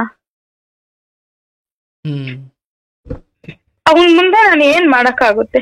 ಇವಾಗ್ಲೂ ನೈಟ್ ಆಯ್ತಾ 9 ಗಂಟೆ ಮೇಲೆ ಕರೆಕ್ಟ್ ಆಗಿ ನನ್ ಮುಂಚೆ ಎಲ್ಲ ಮನೆ ಗೊತ್ತಿದ್ದಾಗ ಅವ್ರು ಬಿಟ್ಟು ಹೋಗಿದ್ದು 6 ತಿಂಗಳು ನನ್ನ ನೈಟ್ ಹೊತ್ತು ಬರೋದು, ಕಿಟಕಿಲ್ ನೋಡೋದು, ಯಾವನಿದಾನೆ ಕದ ತೆಗಿಯೇ ಅಂತೋಳು ಇಂತೋಳು. ಅಕ್ಕಪಕ್ಕದವ್ರಿಗೆ ತುಂಬಾ ಟಾರ್ಚರ್ ಆಯ್ತು. ನನ್ನನ್ನು ತುಂಬಾ ಕೇವಲ ಆಗಿ ನೋಡಕ್ ನಿಂತ್ಕೊಂಡ್ರು. ಅಲ್ಲಿ ಅಂಗಡಿ ಅವರೆಲ್ಲ ತುಂಬಾ ಅಂದ್ರೆ ತುಂಬಾ ಕೇವಲ ಆಗಿ ನೋಡ್ತಾ ಇದ್ರು. ಆ ಮಕ್ಳು 2 ಮಕ್ಳು ನನ್ನ ಹತ್ರನೇ ಇದ್ರು ಆಗ. 2 ಮಕ್ಳು ಯಾರು? Okay okay. ನನ್ ಮಕ್ಳಿಬ್ರು ನನ್ನ ಅಮ್ಮನ ಮನೇಲಿ ಇದ್ದವನು ಕೂಡ ಇಲ್ಲಿಗೆ ಬಂದಿದ್ರು. ಕರ್ಕೊಂಬಂದೆ. ದೊಡ್ಡವನಾದ್ನಲ್ಲ, ಅವ್ರಿಗೂ ಕೆಲ್ಸಗಳು, ತೋಟ ಮನೆ ಕರ್ಕೊಂಬಂದೆ. ಸಾಕ್ತಾ ಇದ್ದೆ ಇಬ್ರುನು. ಹಿಂಗೋ ಆಗ್ಲಿ ಗೌರ್ಮೆಂಟ್ ಸ್ಕೂಲ್ಗೆ ಹಾಕೊಂಡ್ ಸಾಕ್ತಾ ಇದ್ದೆ. ಆಯ್ತು, ನೈಟ್ ಬರೋರು. ನನ್ ಮಗ ಕೈ ಎತ್ತಂಗಿಲ್ಲ, ಬಿಡಂಗಿಲ್ಲ. ಕೆಟ್ಟ ಮಾತು, ತುಂಬಾ ಕೆಟ್ಟ ಮಾತು. ಆ ಕಿಟಕಿ ಇತ್ತು ಹಾಲಲ್ಲಿ, ನಾವೆಲ್ಲ ಹಾಲಲ್ಲೇ ಮಲ್ಕೊಂತ ಇದ್ವು 3 ಜನನು. ಆ ಕಿಟಕಿಲ್ ಬಗ್ ನೋಡೋದು, ತುಂಬಾ ರಾಶಾಗಿ ಮಾತಾಡೋದು. ಅಕ್ಕಪಕ್ಕದವ್ರ ಹತ್ರ ಎಲ್ಲ ಅಂತೋಳಿಯೋಳು ಇಂತೋಳಿಯೋಳು. ಬೀದಿಲ್ ರಾತ್ರಿ 12-1 ಗಂಟೆಯಲ್ಲಿ ಬಾಯ್ ಮಾಡೋದು. ನನ್ಗ್ ಸಹಿಸ್ಕೊಳಕ್ ಆಗ್ಲಿಲ್ಲ. ಗಾರ್ಮೆಂಟ್ಸಿಗೆ ಹೋಗ್ತಾ ಇದ್ದೆ. ಆ ಗಾರ್ಮೆಂಟ್ಸ್ ಅಲ್ಲಿ ಕೆಲಸ ಮಾಡಕ್ ಬಿಡ್ತಾ ಇರ್ಲಿಲ್ಲ, ಫಾಲೋ ಮಾಡೋದು. ಆಮೇಲೆ ನಾನು ಹೋಗಿ ಒಬ್ಳೆ ಹೋದೆ, ಸ್ಟೇಷನ್ಗೆ ಹೋಗಿ ಕಂಪ್ಲೇಂಟ್ ಕೊಟ್ಟೆ. ಅಲ್ಲೂ ಕಂಪ್ಲೇಂಟ್ ತಗೊಳಕ್ ರೆಡಿ ಇಲ್ಲ ಅಣ್ಣ. ಆಮೇಲೆ ಅವ್ರ ಫೋನ್ ಮಾಡ್ಸಿದ್ರೆ, ಯಾವಳ ಹತ್ರ ಲೇಡೀಸ್ ಪೊಲೀಸ್ ಫೋನ್ ಮಾಡಿದ್ರೆ ಯಾವಳ ಹತ್ರ ಫೋನ್ ಮಾಡ್ಸಿದ್ಯಾ, ಅವ್ರಿಗೆ ಬೈಯೋದು. ಲೇಡೀಸ್ ಇವ್ರಿಗೆ ಬೈಯೋದು. ಅಲ್ಲ, ಕಂಪ್ಲೇಂಟ್ ಯಾಕೆ ತಗೊಳ್ತಿರ್ಲಿಲ್ಲ? ಏನ್ ಸಿಲ್ಲಿ ಇದು ನಿಮ್ದೆಲ್ಲ, ಸಿಲ್ಲಿದು ಇವತ್ತೆಲ್ಲ ಸರಿ ಹೋಗುತ್ತೆ, ನಾಳೆ ಸರಿ ಹೋಗ್ತೀರಾ ಅಂತ. ಅವನು ಕರ್ಕೊಂಬ, ಅವ್ನು ಸಿಗಂಗಿಲ್ಲ ಕೈಯಿಗೆ. ನೈಟ್ ಹೊತ್ತು ಕಾಲ್ ಮಾಡೋಣ ಅಂದ್ರೆ ನೈಟ್ ಹೊತ್ತು ಯಾರು ಬರಲ್ಲ ಪೊಲೀಸ್ ಅವರು. ಹೆಣ್ಮಕ್ಳಿಗೆ ಯಾರು ಈಗಿನ ಕಾಲದಲ್ಲಿ ಎಲ್ ಮಾಡ್ತಾರೆ ಅಣ್ಣ, ಅಷ್ಟು ಮಿಡ್ ಅಲ್ಲೆಲ್ಲ. ಆಮೇಲೆ ಮಿಡ್ ಅಲ್ಲಿ ಬಂದು 1-2 ಏಟು ಹೊಡೆದ್ರು ನನ್ಗೆ, ರೋಡಲ್ಲಿ ನಿಲ್ಲಿಸ್ಕೊಂಡು. ಎದುರುಗಡೆ ಅಂಗಡಿಯವರು ಅಲ್ಲಿ ಶೆಡ್ ಹಾಕೊಂಡು ಅಲ್ಲೇ ಮಲ್ಕೊಂತಾರೆ. ಅಕ್ಕಪಕ್ಕ ಫುಲ್ಲು ಫ್ಯಾಮಿಲಿಗಳನ್ನ. ತುಂಬಾ ಗಲಾಟೆ ಆಗೋದು, ತುಂಬಾ ಡಿಸ್ಟರ್ಬ್ ಆಗೋದು. ಎಲ್ಲಾರು ಆಚೆ ಬಂದ್ರು. ಅವ್ರು ಏನ್ ನಿಂದಿದ್ದಿದೆ ಅಂತ ಒಂದು ಕಪಾಳಕ್ ಕುಡಿದ್ರು. ಅವನನ್ನ ನೀನ್ ಹಿಡ್ಕೊಂಡಿದ್ಯಾ? ಯಾರು ಕೊಡಿದ್ರು? ಅಂಗಡಿಯವರು. ನಿಮ್ ಗಂಡನ್ಗೆ? ಆ ಹೊಡೆದವನ್ ಜೊತೆ ನಿನಗ್ ಸಂಬಂಧ? ನನಗ್ ಸಂಬಂಧ ಇದೆ. ಅವ್ರ ಬುದ್ಧಿ ಹೇಳಿದೆ ತಪ್ಪ. ಅವ್ರಿದ್ರಿಗೆ ನನಗ್ ಹೊಡೆದ್ರಲ್ಲ, ಅದಕ್ಕೆ ಅವ್ರಿಗೆ ಸಿಟ್ಟು ಬಂತು. ಎಲ್ಲರಿಗೂ ಹೊಡಿಯಕ್ ಹೋದ್ರು. ಎಲ್ಲಾರು ಹೆಣ್ಮಕ್ಳು ಎಲ್ಲಾರು ಒಂದೇ ಅಲ್ವಾ ಅಣ್ಣ, ಅಕ್ಕ ತಂಗಿರ್ತಾರನೆ ತಾನೆ. ಅಕಸ್ಮಾತ್ ಕಿವಿಗೆ ಏಟ್ ಬಿತ್ತು, ಏನಕ್ಕೋ ಬಿತ್ತು, ಸತ್ತೋದ್ರೆ ಏನ್ ಮಾಡ್ತಿದ್ದೆ ಅಂತ. ಹೋಗಪ್ಪ ಹೋಗ್, ಬೆಳಗ್ಗೆ ಬಾ. ಎಷ್ಟು ಹೇಳ್ತಾ ಇದ್ರೆ ಬೆಳಗ್ಗೆ ಹೋಗು, ಕುತ್ಕೊಂಡ್ ಮಾತಾಡು. ಆಯ್ತು, ಬರ್ಲಿಲ್ಲ. ಮತ್ತೆ ಬೆಳಗ್ಗೆ ಯಾರ್ಯಾರನ್ನ ಕರ್ಕೊ ಬಂದ್ರು, ಮತ್ತೆ ಸೇರಿಸ್ಕೊಂಡೆ. ಮತ್ತೆ ಅವ್ರ ಬಟ್ಟೆನ ಬ್ಯಾಗಲ್ಲಿ ಹೆಂಗಿಟ್ಟಿದ್ರು ಹಂಗೆ ಇಟ್ಟಿದ್ರು. ಮತ್ತೆ 1 ವಾರ 15 ದಿವಸ ಇದ್ರು, ಮತ್ತೆ ತಗೊಂಡು ಹೋದ್ರು. ಅದೇ ಮನೆಯಲ್ಲೇ ತಗೊಂಡು ಹೋದ್ರು. ಮತ್ತೆ ಬರ್ಲೇ ಇಲ್ಲ. ನಾ ಡೈಲಿ ಫೋನ್ ಮಾಡೋದು, ಡೈಲಿ ಟಾರ್ಚರ್ ಕೊಡೋದು, ಫೋನ್ ಮಾಡೋದು ಗಂಟೆಗಟ್ಲೆ. ಇವಾಗ ರಾತ್ರಿ 9 ಗಂಟೆ ಮೇಲಾಯ್ತು, 10 ಗಂಟೆ ಆಯ್ತು ಅಂದ್ರೆ ಡೈಲಿ ಫೋನ್ ಮಾಡೋದು. ಅಂತವಳು ನೀನು, ಇಂಥವಳು ನೀನು, ಕೇಳಿ ಕೇಳಿ ಕೇಳಿ ನನ್ಗೂ ಸಾಕಾಗೋಗಿದೆ ಅಣ್ಣ ಲೈಫಲ್ಲಿ. ಆಮೇಲೆ ಅಲ್ಲಿಂದ ಖಾಲಿ ಮಾಡ್ಕೊಂಡು ಸಿಟಿ ಒಳಗಡೆ ಬಂದು ನಾನು ನನ್ ಮಕ್ಳು ಜೀವನ ಮಾಡ್ದು. 1 ವರ್ಷ ಅವನಿಗೆ ಕಣ್ಣಂಗ್ ಇದ್ವು ಅಣ್ಣ. ಮಕ್ಳು ಸ್ಕೂಲ್ ಇಲ್ಲೇ ಹಾಕೊಂಡೆ. ಬಟ್ ಸಡನ್ ಆಗಿ ಖಾಲಿ ಮಾಡ್ಕೊಂಡು ಬಂದಾಗ ಮಕ್ಳು ಸ್ಕೂಲಿಗೆ ತೊಂದರೆ ಆಗುತ್ತೆ. ನಾನು ರಿಕ್ವೆಸ್ಟ್ ಮಾಡ್ಕೊಂಡೆ, ಗೊತ್ತಿರೋರು ಅಂದ್ರೆ ನಾನು ಕೆಲಸ ಮಾಡ್ತೀನಲ್ಲ, ಸ್ವಲ್ಪ ದೊಡ್ಡವ್ರ ಹತ್ರ ಕೆಲಸ ಮಾಡ್ತಾ ಇದ್ದೀನಿ. ಇವಾಗ ನನಗೆ ಕೆಲಸ ಸಿಕ್ಕಿರೋದು ದೊಡ್ಡವ್ರ ಹತ್ರ ಕೆಲಸ ಸಿಕ್ಕಿದೆ. ದೊಡ್ಡವ್ರಿಗೆ ಹೇಳಿದ್ರೆ ಅವ್ರಿಗೊಂದು ದಾರಿ ಕಾಣಿಸೋರಲ್ಲ. ಬರಲ್ಲ ಅಣ್ಣ, ಬರ್ತಾ ಇಲ್ಲ. ನಾನು ಎಲ್ಲದನ್ನು ಅವ್ರ ಹತ್ರ ಹೇಳ್ಕೊಳಕ್ ಆಗ್ತಾ ಇಲ್ಲ ಅಣ್ಣ ದೊಡ್ಡವ್ರ ಹತ್ರ. ಆಯ್ತು, ಮಕ್ಕಳನ್ನ ಅಲ್ಲಿಂದ ಇಲ್ಲಿ ಕರ್ಕೊಂಡು ಬರೋ ವಿಚಾರದಲ್ಲಿ ಅವ್ರು ನಿನಗೆ ನೆರವಾದ್ರು. ನೆರವಾದ್ರಣ್ಣ, ಕೆಲ್ಸದಲ್ಲೂ ನೆರವಾಗಿದ್ದಾರೆ. ಈಗ್ಲೂ ಅವ್ರ ಹತ್ರ ಅನ್ನ ತಿಂತಾ ಇದೀನಿ ಅಣ್ಣ, ಸುಳ್ಳು ಹೇಳ್ಬಾರ್ದು. ಆಮೇಲೆ ದೊಡ್ಡ ಮಗ ರ್ಯಾಂಕ್ ಸ್ಟೂಡೆಂಟ್ ಅಣ್ಣ, ಗೌರ್ಮೆಂಟ್ ಸ್ಕೂಲಲ್ಲಿ ಓದಿದ್ದು, ರ್ಯಾಂಕ್ ಸ್ಟೂಡೆಂಟ್ ಅಲ್ಲೇ ಓದ್ತಾ ಇದ್ದಾನೆ. ಅವನಿಗೆ ಇಂಥದ್ ಗೊತ್ತಿಲ್ಲ ಅನ್ನಂಗಿಲ್ಲ ಅಣ್ಣ. ಪ್ರತಿಯೊಂದು ನಮ್ಮಮ್ಮ ಎಷ್ಟು ಕಷ್ಟ ಬೀಳ್ತಾರೆ ಎಲ್ಲಾ ಗೊತ್ತು. ಬೆಳಗ್ಗೆ 4 ಗಂಟೆ ಎದ್ದೋಗಿ ಕೆಲ್ಸ ಮಾಡ್ತಾನಣ್ಣ, ಪೇಪರ್ ಹಾಕೋದು, ಹಾಲ್ ಹಾಕೋದು. 9ನೇ ಕ್ಲಾಸ್ ಹುಡ್ಗಣ್ಣ, ಹೋದ ವರ್ಷ ಎಲ್ಲ ಕಳಿಸ್ಲಿಲ್ಲ. ಈ ವರ್ಷ ಅಮ್ಮ ನಾನು ಹೋಗ್ತೀನಿ ಅಂತ ಅವನೇ ಹೋಗ್ತಾ ಇದ್ದಾನಣ್ಣ. ಬಟ್ ತಂದೆ ವಿಚಾರ ಎಲ್ಲ ಅವ್ರಿಗೆ ಗೊತ್ತಾ? ಗೊತ್ತು ಅಣ್ಣ. ನಿಮ್ಮಪ್ಪ ಎಲ್ಲಿ, ನಿಮ್ಮಪ್ಪ ಯಾರು ಅಂದ್ರೆ, ನಮ್ಮಪ್ಪ ಸತ್ತೋಗಿದ್ದಾನೆ ಅಣ್ಣ. ಈ ಮನೆಗ್ ನಾನು ಅಲ್ಲಿಂದ ಖಾಲಿ ಮಾಡ್ಕೊಂಡು 1 ವರ್ಷ ಗೊತ್ತಿಲ್ದಂಗಿದ್ದೆ. ಆಮೇಲೆ ಮತ್ತೆ ಏನಾಯ್ತು, ನಮ್ಮ ಅಪ್ಪ ಅಮ್ಮ ಎಲ್ಲ ಸೇರಿಸ್ಕೋ ಸೇರಿಸ್ಕೋ ಸೇರಿಸ್ಕೋ ಅಂದ್ರು. ಆಯ್ತು ಬಾರಪ್ಪ ತಂದೆ, ಎಲ್ಲಿದ್ಯಾ ಅಂತ ನಾನೇ ಕರ್ದ್ಬಿಟ್ಟು ಸೇರಿಸ್ಕೊಂಡೆ. 1 ತಿಂಗಳು 2 ತಿಂಗಳು ಇರ್ಲಿ, 3 ತಿಂಗಳು ಅಷ್ಟೇ ಅಣ್ಣ. ಕೆಲ್ಸ ಹುಡುಕ್ತೀನಿ ಸಿಗ್ಲಿಲ್ವಾ, ಆಯ್ತು ಮತ್ತೆ ಕಿರಿಕು, ಮಕ್ಳ ಜೊತೆ ಕಿರಿಕು. ಬಟ್ ಆ ಅನುಮಾನದ ಬುದ್ಧಿ ಅವತ್ತಿಗೂ ಇತ್ತು ಅಣ್ಣ, ಇತ್ತು ಅಣ್ಣ. ರಾತ್ರಿ ಮಿಡ್ನೈಟ್ ತನಕ ನಾವೆಲ್ಲ ಮಲ್ಕೊಂಡಿದ್ರೆ ರಾತ್ರಿ ಅವ್ರದ್ದು ಸ್ಟಾರ್ಟ್ ಆಗೋದು 12 ಗಂಟೆ ಮೇಲೆ 3 ಗಂಟೆವರೆಗೂ ಮೊಬೈಲ್ ಸರ್ಚ್ ಮಾಡೋದು. ಮೊಬೈಲಲ್ಲಿ ಏನಿದೆ ಏನಿಲ್ಲ, ಯಾರ್ ಫೋಟೋ ಇದೆ ಯಾರ್ ಫೋಟೋ ಇಲ್ಲ. ಬೆಳಗ್ಗೆ ಎದ್ದೋಳೋದು 11:30 12 ಗಂಟೆ. ನಾವೆಲ್ಲ ಕೆಲ್ಸಕ್ಕೆ ಹೋಗಿ ಸ್ಕೂಲ್ಗೆ ಹೋಗಿ ಬಂದ್ರು ಎದ್ದೊಂಡಿರಲ್ಲ.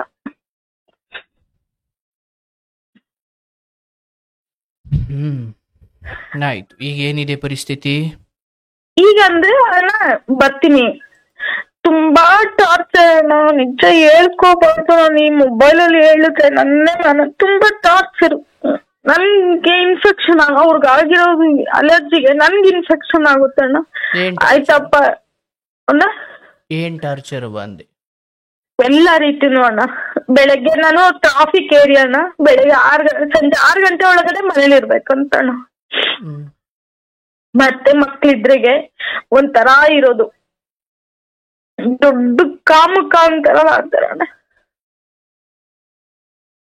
ಎಲ್ಲ ಮರ್ತು ಜೀವನ ಮಾಡ್ತಾ ಇದೀನಿ ಅಣ್ಣ.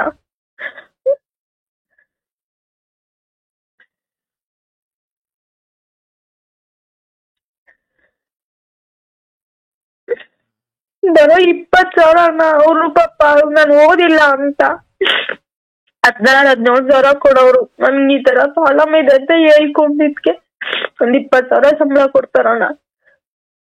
ಅದ್ರಲ್ಲಿ ಮನೆ ಬಾಡಿಗೆ ಕಟ್ಕೊಂಡು ಮಕ್ಳು ಓದಿಸ್ಕೊಂಡು ಜೀವನ ಮಾಡ್ತಾ ಇದೀನಿ. ಹಂಗಾದ್ರೂ ಜೀವನ ಮಾಡಕ್ ಬಿಡ್ತಾ ಇಲ್ಲ ಅಣ್ಣ.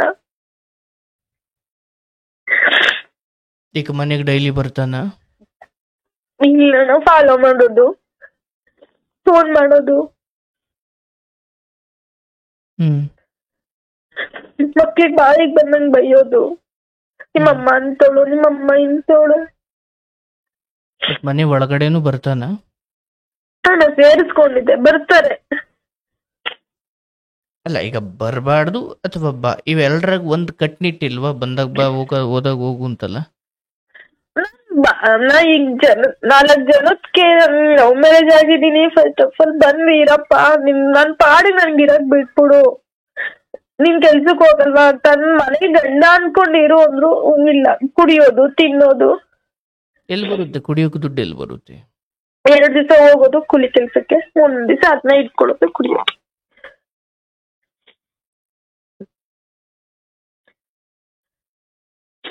ಮತ್ತೆ 6 ಗಂಟೆ ಅಣ್ಣ ಟ್ರಾಫಿಕ್ ಏನೋ 7 ಗಂಟೆ ಹೆಂಗಿದ್ರು ಆಗುತ್ತೆ ಅಣ್ಣ. ಬೆಳಗ್ಗೆ 10 ಗಂಟೆಗೆ ಹೋಗ್ತೀನಿ, 10 ಗಂಟೆಗೆ ಆಫೀಸ್ ಓಪನ್ ಇರೋದು. 6 ಗಂಟೆಗೆ ಬರ್ಬೇಕು ಅಂದ್ರೆ ನಮ್ಮ ಅಪ್ಪನ ಮನೆನ ಯಾರ ಹತ್ರ ಹೇಳ್ಕೊಳಕ್ಕೂ ಆಗ್ತಿಲ್ಲ ಅಣ್ಣ. ಅಪ್ಪ ಅಮ್ಮ ಹತ್ರನೂ ಹೇಳ್ಕೊಳಕ್ ಆಗ್ತಾ ಇಲ್ಲ, ಅಕ್ಕ ಹತ್ರನೂ ಹೇಳ್ಕೊಳಕ್ ಆಗ್ತಾ ಇಲ್ಲ ಅಣ್ಣ ನನ್ ಕಷ್ಟನ.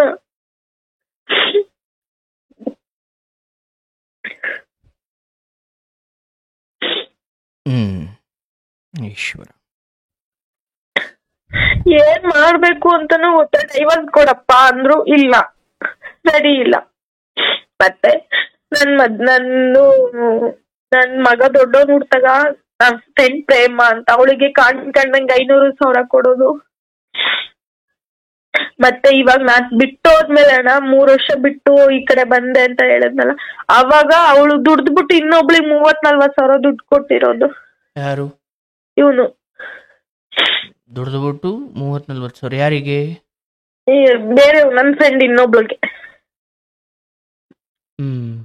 ಅದನ್ನ ಅವನೇ ಹೇಳಿರೋದಣ್ಣ, ರೆಕಾರ್ಡ್ ಸಮೇತ ಹಂಗೆ ಇಟ್ಕೊಂಡಿದ್ದೀನಿ ಅಣ್ಣ. ಅವ್ರು ಮಾತಾಡಿರೋದ್ನ, ನನ್ ಗಂಡ ಮಾತಾಡಿರೋದ್ನ ಅದನ್ನ ಹಂಗೆ ಇಟ್ಕೊಂಡಿದೀನಿ. ಇಂಥವ್ರಿಗೆ ಕೊಟ್ಟಿದೀನಿ ನಾನು. ಅವ್ರನ್ ಕೇಳಿದ್ರೆ ನನ್ ಕೊಟ್ಟೇ ಇಲ್ಲ, ನನ್ಗೆ ಅವ್ನ್ ಕೊಡ್ಬೇಕು. ನಮ್ ಮನೆಗೆಲ್ಲ ಬರ್ತಿದ್ದ.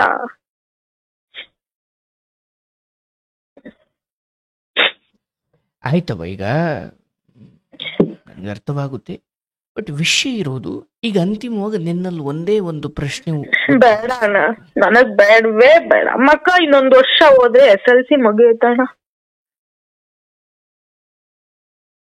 ಅಲ್ಲ, ಈಗ ನಾನು ಏನು ಹೇಳಲಿಕ್ಕೆ ಬಂದೆ, ಈ ಸಮಯದಲ್ಲಿ ನೀನು ಕೆಲಸ ಮಾಡ್ತಿರೋ ಜಾಗದಲ್ಲಿ ಆ ದೊಡ್ಡ ಮನುಷ್ಯರಿಗೆ ಇದನ್ನು ಹೇಳಿದ್ರೆ ಯಾಕೆ ಹೇಳಲಿಕ್ಕೆ ಭಯ ನಿನಗೆ? ಹೇಳಿಕ್ ಭಯ ಅಂತ ಏನಿಲ್ಲಣ್ಣ. ಹೇಳಿದ್ರೆ ಏನಾರು ಒಂದ್ ಮಾಡ್ತಾರೆ. ಅವ್ರು ಏನ್ ಮಾಡ್ತಾರೆ ಅಂದ್ರೆ ಕರ್ಸಮ್ಮ ಅವ್ರನ್ನ ಬರಕ್ ರೆಡಿ ಇಲ್ಲ ಅಣ್ಣ. ಇವ್ರು ಕೈಗೆ ಸಿಗಲ್ಲ. ಕುತ್ಕೊಂಡು ಮಾತಾಡಕ್ ರೆಡಿ. ಅವ್ನು ಕೂತ್ಕೊಂಡು ಮಾತಾಡ್ಲಿಕ್ಕೆ ಅವನಿನ್ ಪೇರೆಂಟ್ಸ್ ಮೀಟಿಂಗ್ ಬರುವಂತಹ ಮನುಷ್ಯ ಅಲ್ಲ ಅವನು. ಅಲ್ಲಣ್ಣ, ಕೂತ್ಕೊಂಡು ಒಳ್ಳೆ ಉಗ್ರಗಾಮಿ ಮೀಟಿಂಗಿಗೆ ಮಾತಾಡೋಣ ಅಂದಂಗೆ ಆಯ್ತು. ಅವ್ರು ಕಳ್ರೆ ಅಂದಾಗ ನಿನ್ ಪ್ಲಾನ್ ಪ್ರಕಾರ ಅವ್ರು ವರ್ತನೆ ಮಾಡ್ಲಿಕ್ಕೆ ಅವ್ರೇನು ಅಫಿಷಿಯಲ್ಸ್ಗಳ? ನಿನ್ ಬಾ ಅಂದಾಗ ಬರೋಕೆ, ನ್ಯಾಯ ಮಾಡಿಸು ಅಂದಾಗ ಮಾಡಿಸ್ಲಿಕ್ಕೆ? ನೋಡವಾ, ಇಲ್ಲಿ ತೀರಾ ನೇರವಾಗಿ ಹೇಳಬೇಕಂದ್ರೆ ಇವತ್ತಿನ ನಿನ್ನ ಬದುಕು ಕಳೆದ 12-13 ವರ್ಷಗಳ ಹಿಂದೆ ನೀನ್ ತೆಗೆದುಕೊಂಡ ಒಂದು ಎಡವಟ್ಟು ನಿರ್ಧಾರದ ಪ್ರತಿಫಲ. ಈಗ ನಾನು ಅದನ್ನ ಮಾತಾಡ್ಲಿಕ್ಕೆ ಹೋದ್ರೆ ಏನಾಗುತ್ತೆ, ಅಯ್ಯೋ ಮೊದ್ಲೇ ನೋವಲ್ಲಿದ್ದಾಳೆ ಹೆಣ್ಮಗಳು, ಮತ್ ನೋವು ಕೊಡ್ತಾರೆ. ಏನಂದ್ರೆ ನಿನಗೂ ಮಕ್ಳಿದಾವೆ. ನೀನ್ ಅವತ್ತು ತಂದೆ ತಾಯಿ ಓದು ಅಂದಾಗ, ಇಲ್ಲ ನಾನು ಓದಲ್ಲ.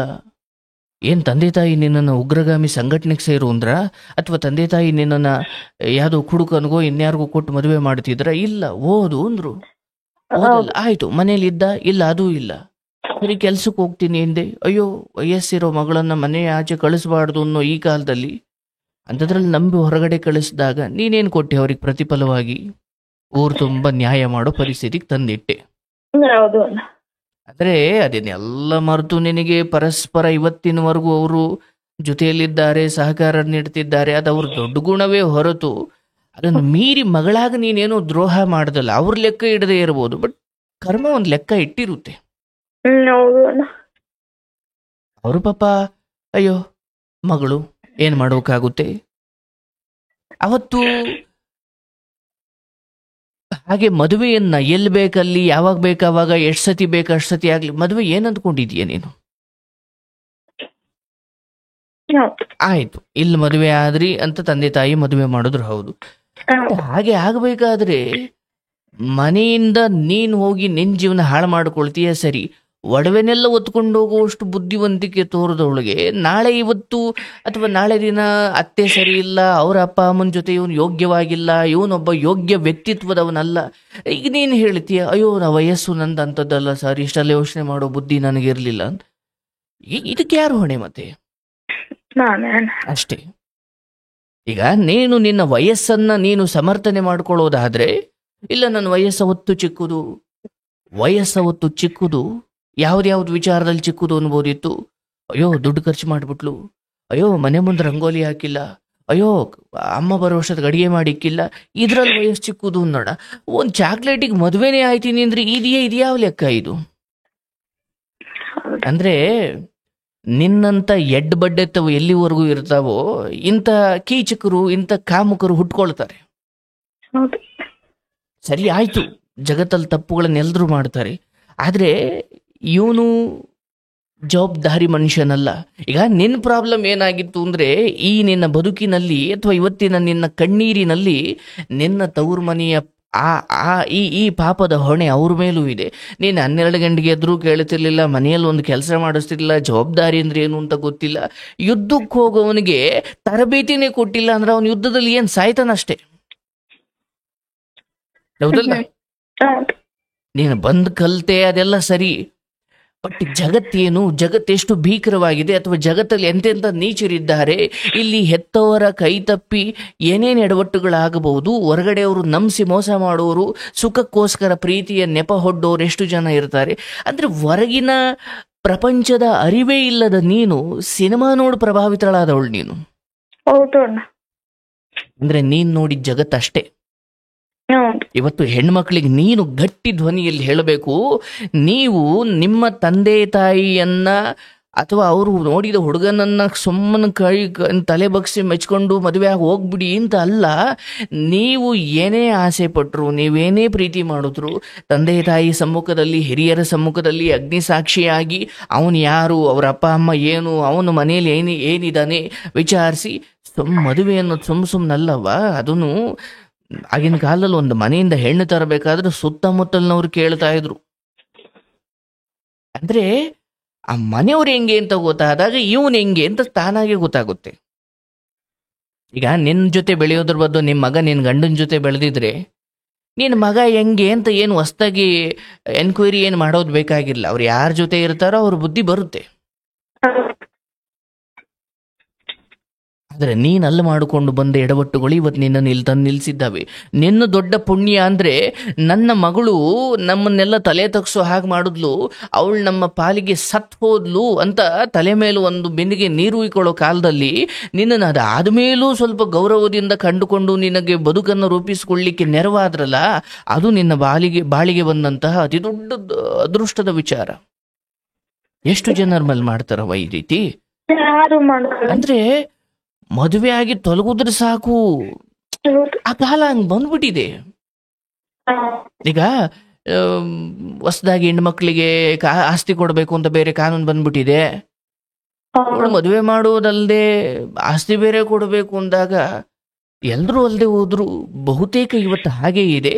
ಅವಳು ಮಡ್ಲಲ್ಲಿರೋ ಕೆಂಡ ಅಂತ ಹೆಣ್ಣು ಅಂಥದ್ರಲ್ಲಿ ನಿನಗೆ ಅದೆಲ್ಲ ಆದ್ಮೇಲೂ ಕೂಡ ಇವನೊಬ್ಬ ನೀಚ, ಇವನೊಬ್ಬ ಕುಡುಕ, ಇವನೊಬ್ಬ ಬೇಜವಾಬ್ದಾರಿ ಮನುಷ್ಯ, ಇವನ ಜೊತೆ ಇರೋರೆಲ್ಲ ಕುಡುಕರೆ, ಇವನಿಗೆ ಜವಾಬ್ದಾರಿ ಇಲ್ಲ, ಇಷ್ಟೆಲ್ಲ ಮೈನಸ್ ಪಾಯಿಂಟ್ಗಳ ನಡುವೆಯೂ ನೀನು ಅವನನ್ನು ಮನೆಯಲ್ಲಿ ಮಲ್ಕೋ ನಾನು ತಂದು ದುಡ್ದಾಕ್ತೀನಿ. ಯಾವಾಗ ನೀನು ಈ ಮಟ್ಟಕ್ಕೆ ಅಂದರೆ ಯಾಕ್ರಿ ದುಡ್ದಿಲ್ಲ, ಏನಾಯ್ತು ದುಡ್ದಿದ್ದೀವತ್ತು ಅಂತ ಕೇಳಬೇಕಾಗಿರೋ ಹೆಣ್ಣುಮಕ್ಕಳು, ಅಯ್ಯೋ ಹಾಳಾಗೋಲಿ ನಿನ್ನ ಮನೇಲಿ ಇರಪ್ಪ, ನಾನು ತಂದು ದುಡ್ದಾಕ್ತೀನಿ, ನಿನ್ನಿಂದ ತೊಂದರೆ ಆಗದ್ರೆ ಇದ್ರೆ ಸಾಕು ಅನ್ನೋ ಮಟ್ಟಕ್ಕೆ ಯಾವಾಗ ಬರ್ತೀರಾ? ನಿಮ್ಮ ಆ ಮನಸ್ಥಿತಿಯನ್ನೇ ಅವ್ರು ಬಂಡವಾಳ ಮಾಡ್ಕೊಳ್ತಾರೆ.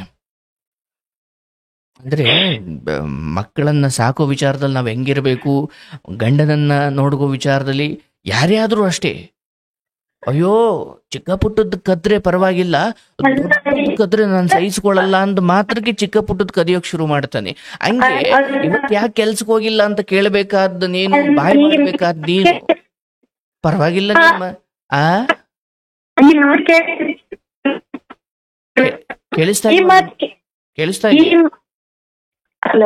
ಕೇಳಿಸ್ತಾ ಇದೆಯೇನವ?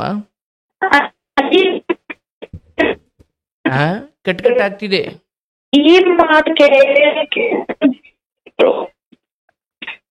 ಒಂದು ನಿಮಿಷ ಆಗಿ ಕೇಳಿಸ್ತಾ ಇದೆಯಾ?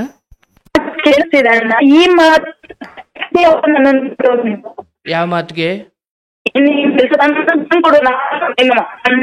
ಹೇಳಿದ್ರು, ನಿನ್ ಸಂಬಳನೂ ಕೊಡು, ಅವನ್ ಸಂಬಳನೂ ಕೊಡ್ಲಿ, ನಮ್ ಮುಂದೆ ಏನ್ ಬೇಕು ಏನ್ ಬೇಡ ನಾವ್ ನೋಡ್ಕೊಂತೀವಿ, ಇಷ್ಟ ದಿನ ಹೋಗ್ಬಿಡ್ಲಿ, ಇನ್ ಮುಂದೆ ನೀ ಇಬ್ರು ಸಂಬಂಧ ನನ್ ಲೆಕ್ಕ ಕೊಡು. ಮಗ ದೊಡ್ಡವನಾದ, ಮಗ 7ನೇ ಕ್ಲಾಸ್. ಹೇಳಿದ್ದು ದೊಡ್ಡವರು ಮನೇಲಿ ಅಕ್ಕ, ಅಪ್ಪ, ಅಮ್ಮ, ನಮ್ ದೊಡ್ಡಮ್ಮ ಒಪ್ಲಿಲ್ಲ. ಮನೇಲಿ ನೆಂಟ್ರು ಬಂದ್ರು, ಯಾರು ಮನೆ ಗುರುಪ್ರವೇಶ ಮುಗಿಸ್ಕೊಂಡು ನಮ್ ಮನೆಗ್ ಕರ್ಕೊ ಬಂದೆ ದೊಡ್ಡವ್ರನ್ನ. ಇವ್ರದ್ದು ಯಾಕೋ ಸರಿ ಹೋಗಲ್ಲ ಅಂತ ಮುಗಿಸ್ಕೊಂಡ ತಕ್ಷಣ 2 ದಿನ 3 ದಿನ ಆದ ತಕ್ಷಣ ಕರ್ಕೊ ಬಂದೆ ಅಮ್ಮನ್ನ ಮತ್ತೆ ಇನ್ನೊಬ್ರು ಯಾರನೋ. ಹೋಗಿ ದೊಡ್ಡವ್ರಿದ್ದಾರು, ಹೋಗಪ್ಪ ಹಾಲ್ ತರೋಗಪ್ಪ ಅಂದ್ರು.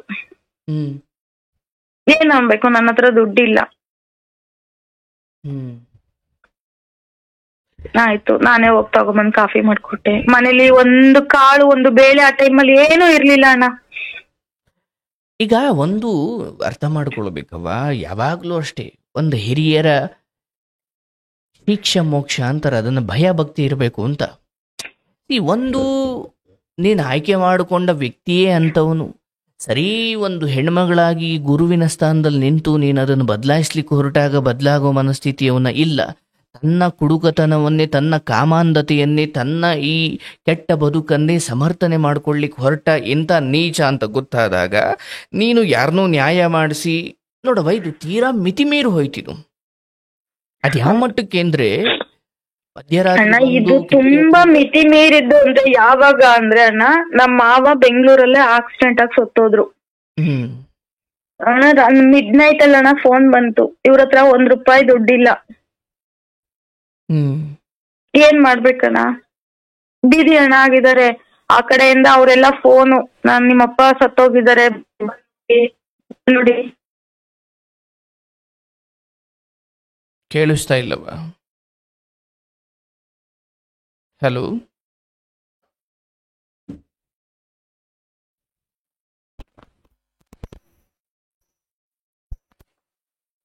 ಹಲೋ ಅಣ್ಣ ಕೇಳಿಸ್ತಿದ್ದೀನ? ಕೇಳಿಸ್ತಾ ಇದೆಯಲ್ಲ. ಬೀದಿ ಅಣ್ಣ ಆಗಿ ಸತ್ತೋಗಿದ್ದಾರೆ. ಹೋಗಿಲ್ಲ ಅಣ್ಣ, ಬೆಳಗ್ಗೆ 7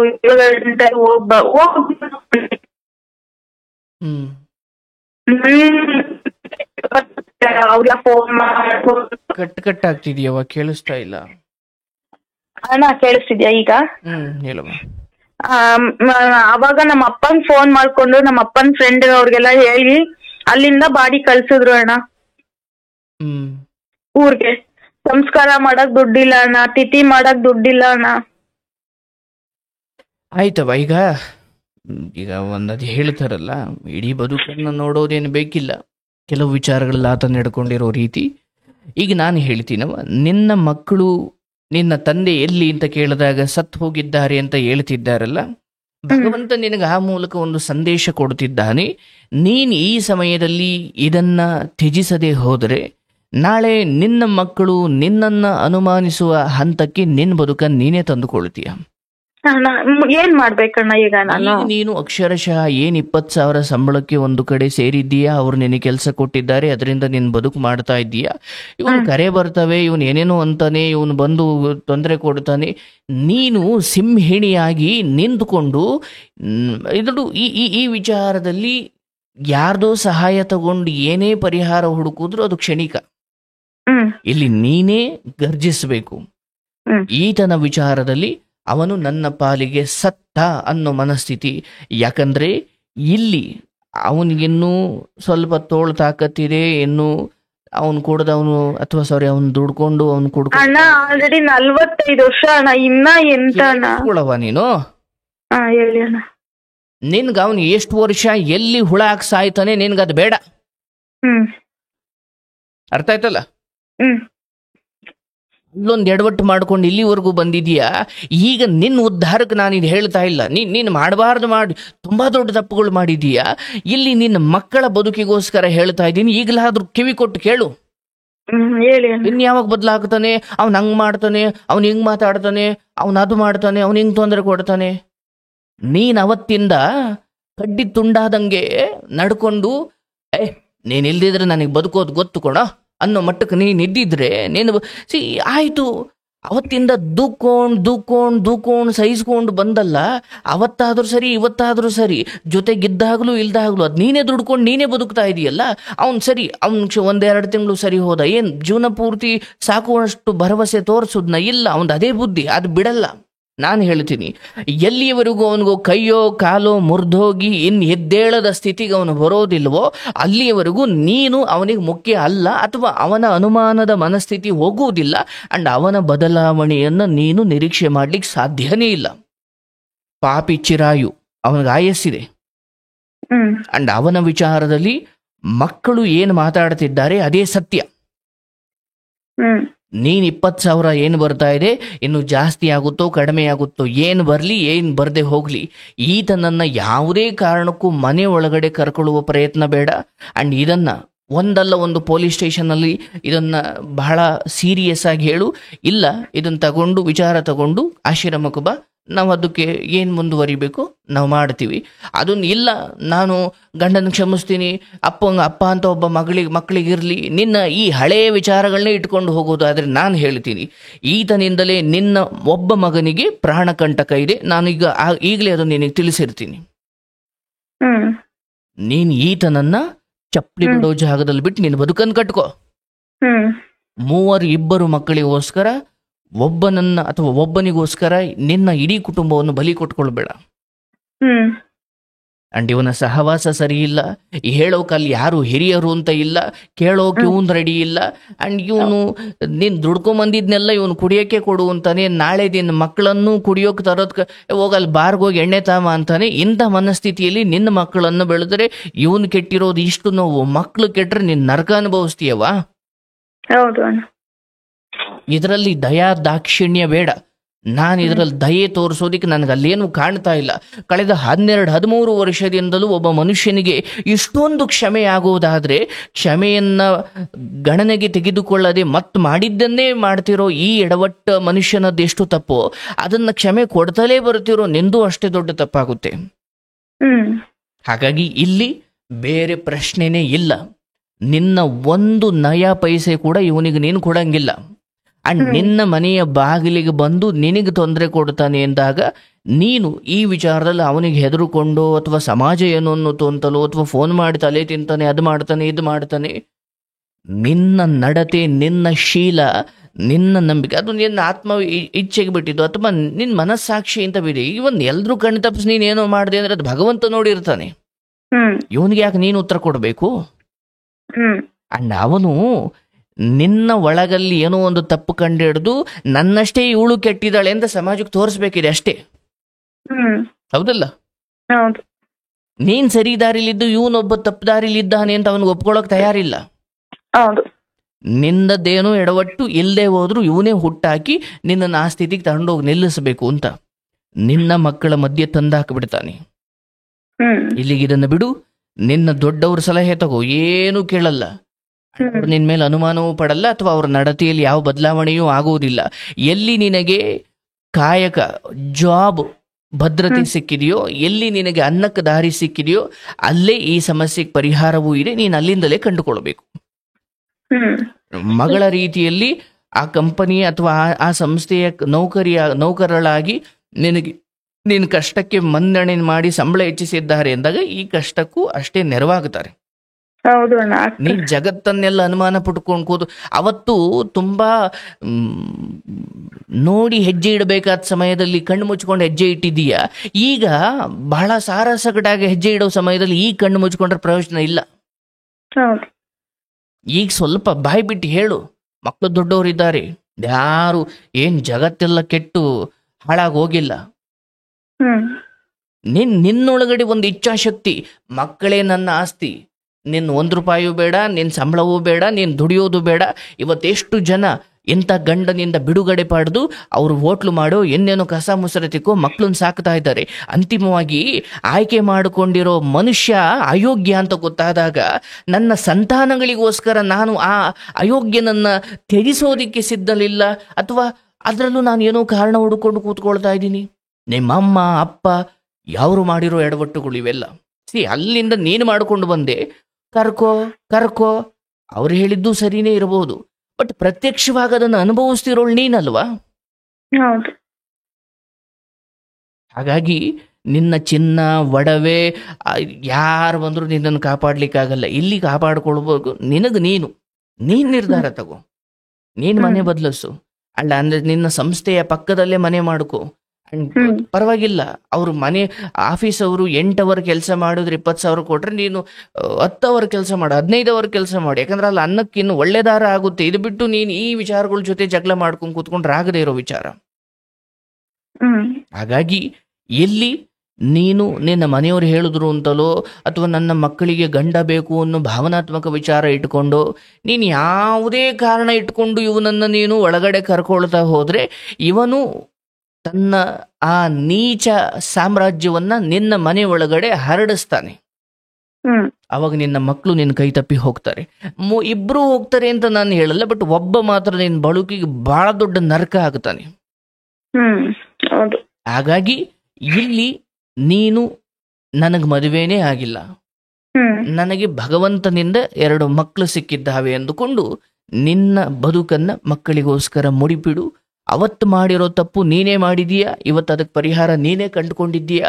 ಈ ಗಂಡ ಸರಿ ಇಲ್ಲ ಅಂತ ನೀನು ಯಾವನಿಂದಲೂ ಹೋಗಿ ಜೀವನ ಹಾಳು ಮಾಡ್ಕೊಂಡಿಲ್ಲವ, ಅಥವಾ ನೀನು ಕೆಟ್ಟ ಹೆಣ್ಣಾಗಿಲ್ಲ. ಆ ವಿಚಾರದಲ್ಲಿ ನೀನು ಅದ್ಭುತ ದೇವತೆ. ಬಟ್ ಏನಂದ್ರೆ 99 ವಿಚಾರ ಸರಿಯಾಗಿ ನಡ್ಕೊಂಡು, ಅದೇ ಹೇಳ್ತಾರಲ್ಲವಾ, ಸಮುದ್ರದ ಮೇಲೆ ಸಾಗುತ್ತಾ ಇರುವ ದೋಣಿಗೆ ಮುಳುಗೋಗ್ಲಿಕ್ಕೆ ತುಂಬಾ ದೊಡ್ಡ ತೂತೇನು ಬೇಕಿಲ್ಲ, ಚಿಕ್ಕ ಒಂದು ತೂತಾದ್ರೂ ನೀರು ತುಂಬ್ಕೊಂಡ್ಬಿಡುತ್ತಲ್ಲವಾ. ಶುಗರ್ ಇರೋನ್ಗೆ ಮೈ ತುಂಬ ಗಾಯ ಆಗಬೇಕಾ? ಒಂದು ಚಿಕ್ಕ ಗಾಯ ಸೆಪ್ಟಿಕ್ ಆಗಿ. ಹಾಗೆ ಎಲ್ಲಾದ್ರಲ್ಲೂ ನಿನ್ನ ನಡತೆಯಲ್ಲಿ ಕೆಟ್ಟಿಲ್ಲ, ಗಂಡ ಹಿಂಗಾದ ಅಂತ ನೀನು ಇನ್ಯಾವುದೋ ಸಹವಾಸ ಮಾಡಿಲ್ಲ, ಅಥವಾ ತಪ್ಪು ದಾರಿಯಲ್ಲಿ ಹಣ ಸಂಪಾದನೆ ಮಾಡಿಲ್ಲ, ಅಥವಾ ಮಕ್ಕಳನ್ನ ಅನಾಥರ ತರ ಬಿಟ್ಟಿಲ್ಲ, ಅಥವಾ ತಂದೆ ತಾಯಿಯನ್ನ ಅಗೌರವ ಕಂಡಿಲ್ಲ, ಎಲ್ಲದರಲ್ಲೂ ಸರಿ ಇದೆಯಾ. ಬಟ್ ಈತನ ವಿಚಾರದಲ್ಲಿ ನೀನು ಎಂದೋ ಅಬ್ಬಕ್ಕ ರಾಣಿ, ಕಿತ್ತೂರು ರಾಣಿ ಚೆನ್ನಮ್ಮ ತರ ಗರ್ಜಿಸಬೇಕಾದವಳು ಯಾಕೋ ಅದನ್ನ ಹಂಗೆ ಕಾಪಾಡ್ಕೊಂಡು ಬಂದುಬಿಟ್ಟೆ. ಹಾಗೇನೆ ಚಿಕ್ಕದ್ರಾಗಿದ್ದಾಗಲೇ ಸರಿ ಮಾಡ್ಕೊಳ್ಬೇಕಿತ್ತು, ಅದು ಸರಿ ಹೋಗ್ತಿಲ್ಲ ಅಂದಾಗ ದೊಡ್ಡದಾಗುವ ತಕ್ಕ ನನ್ನ ಮಡ್ಡಲ್ಲೇ ಯಾಕೆ ಇಟ್ಕೊಂಡೆ ನಾನು? ಮನೆಯವ್ರು ಹೇಳಿದ್ರು ಅಂತಲೋ, ಅಪ್ಪ ಅಮ್ಮ ಹೇಳಿದ್ರು ಅಂತಲೋ, ಸಮಾಜ ಏನೋ ಅಂದ್ಬಿಡುತ್ತೆ, ಅಯ್ಯೋ ಲವ್ ಮ್ಯಾರೇಜ್ ಆಗ್ಬಿಟ್ಟಿದ್ದೀನಿ. ನಿನ್ನ ಈ ಯಾವ ಕಾರಣವೂ ಸಮಾಜಕ್ಕೆ ಬೇಕಿರಬಹುದು, ಬಟ್ ನಿನ್ನ ಮಕ್ಕಳ ದೃಷ್ಟಿಯಿಂದ ಬೆಂಕಿಲ್ ನಾನೇ ಸುಟ್ಟು ಹೋಗ್ತಿದ್ದೀನಿ ಎಂದಾಗ ಆಡ್ಕೊಳ್ತಾರೆ. ನಾನು ಕಾಲಿಗೆ ಮುಳ್ಳು ಚುಚ್ಚುತ್ತಾ ಇದ್ರು ಕೂಡ ನಾನು ಮುಳ್ಳು ತಕ್ಕೊಂಬಿಟ್ರೆ, ಬಾಗಿ ಮುಳ್ಳು ತಕ್ಕೊಂಬಿಟ್ರೆ ಎಲ್ಲಿ ಜನ ಆಡ್ಕೊಂಡ್ಬಿಡ್ತಾರೆ ಅಂತ ಹಂಗೆ ನಿಂತಿದ್ರೆ ಮುಳ್ಳು ಯಾರನ್ನು ಚುಚ್ಚೋದು? ಆಯ್ತಲ್ಲ. ಹಾಗಾಗಿ ಅವ್ರೇನು ಅಂತಾರೆ, ಇವ್ರೇನು ಅಂತಾರೆ, ಇದನ್ನೆಲ್ಲ ಬಿಡು.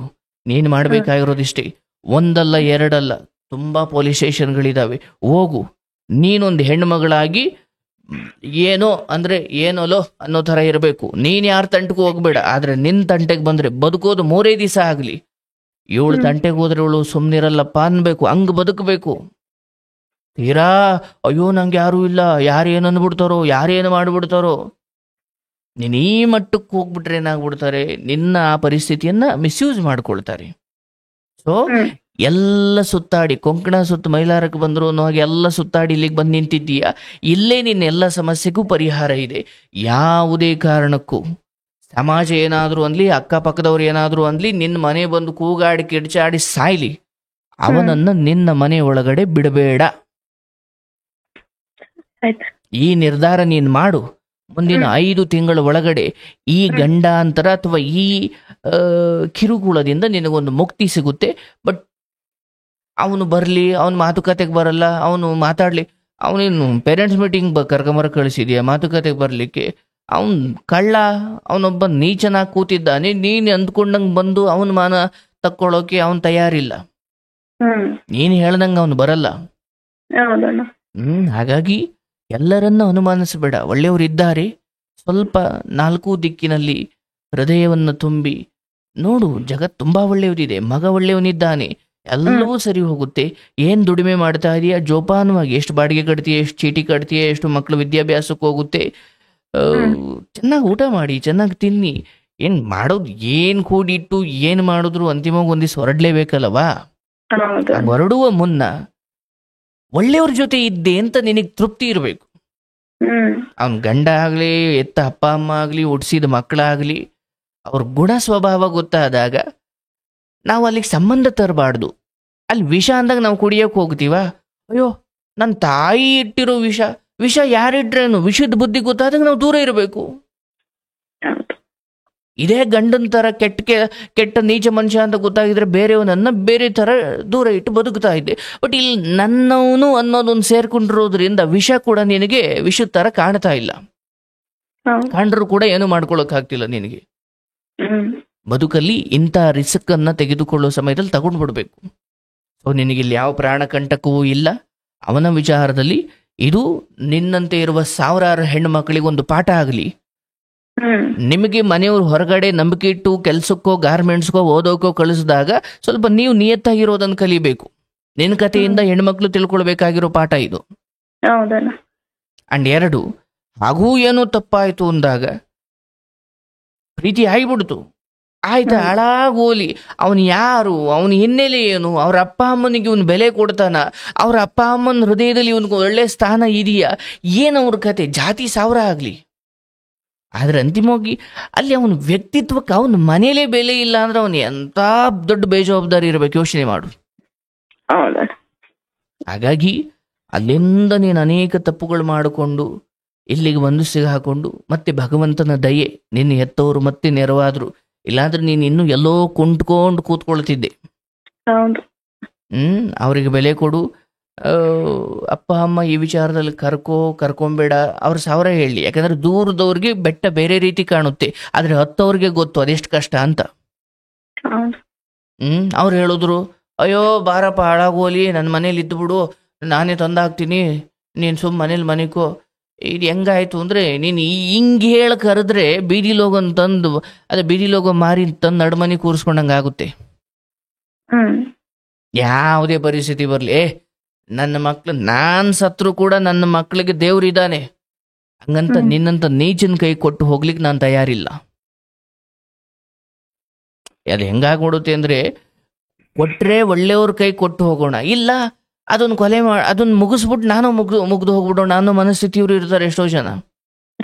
ಜಗತ್ತಲ್ಲಿ ಯಾವುದೇ ಆಗ್ಲವ, ಅದು ವ್ಯಕ್ತಿ ಆಗ್ಲಿ ವಸ್ತು ಆಗ್ಲಿ ಯೋಗ್ಯರ ಕೈಗೆ ಸೇರ್ಬೇಕು.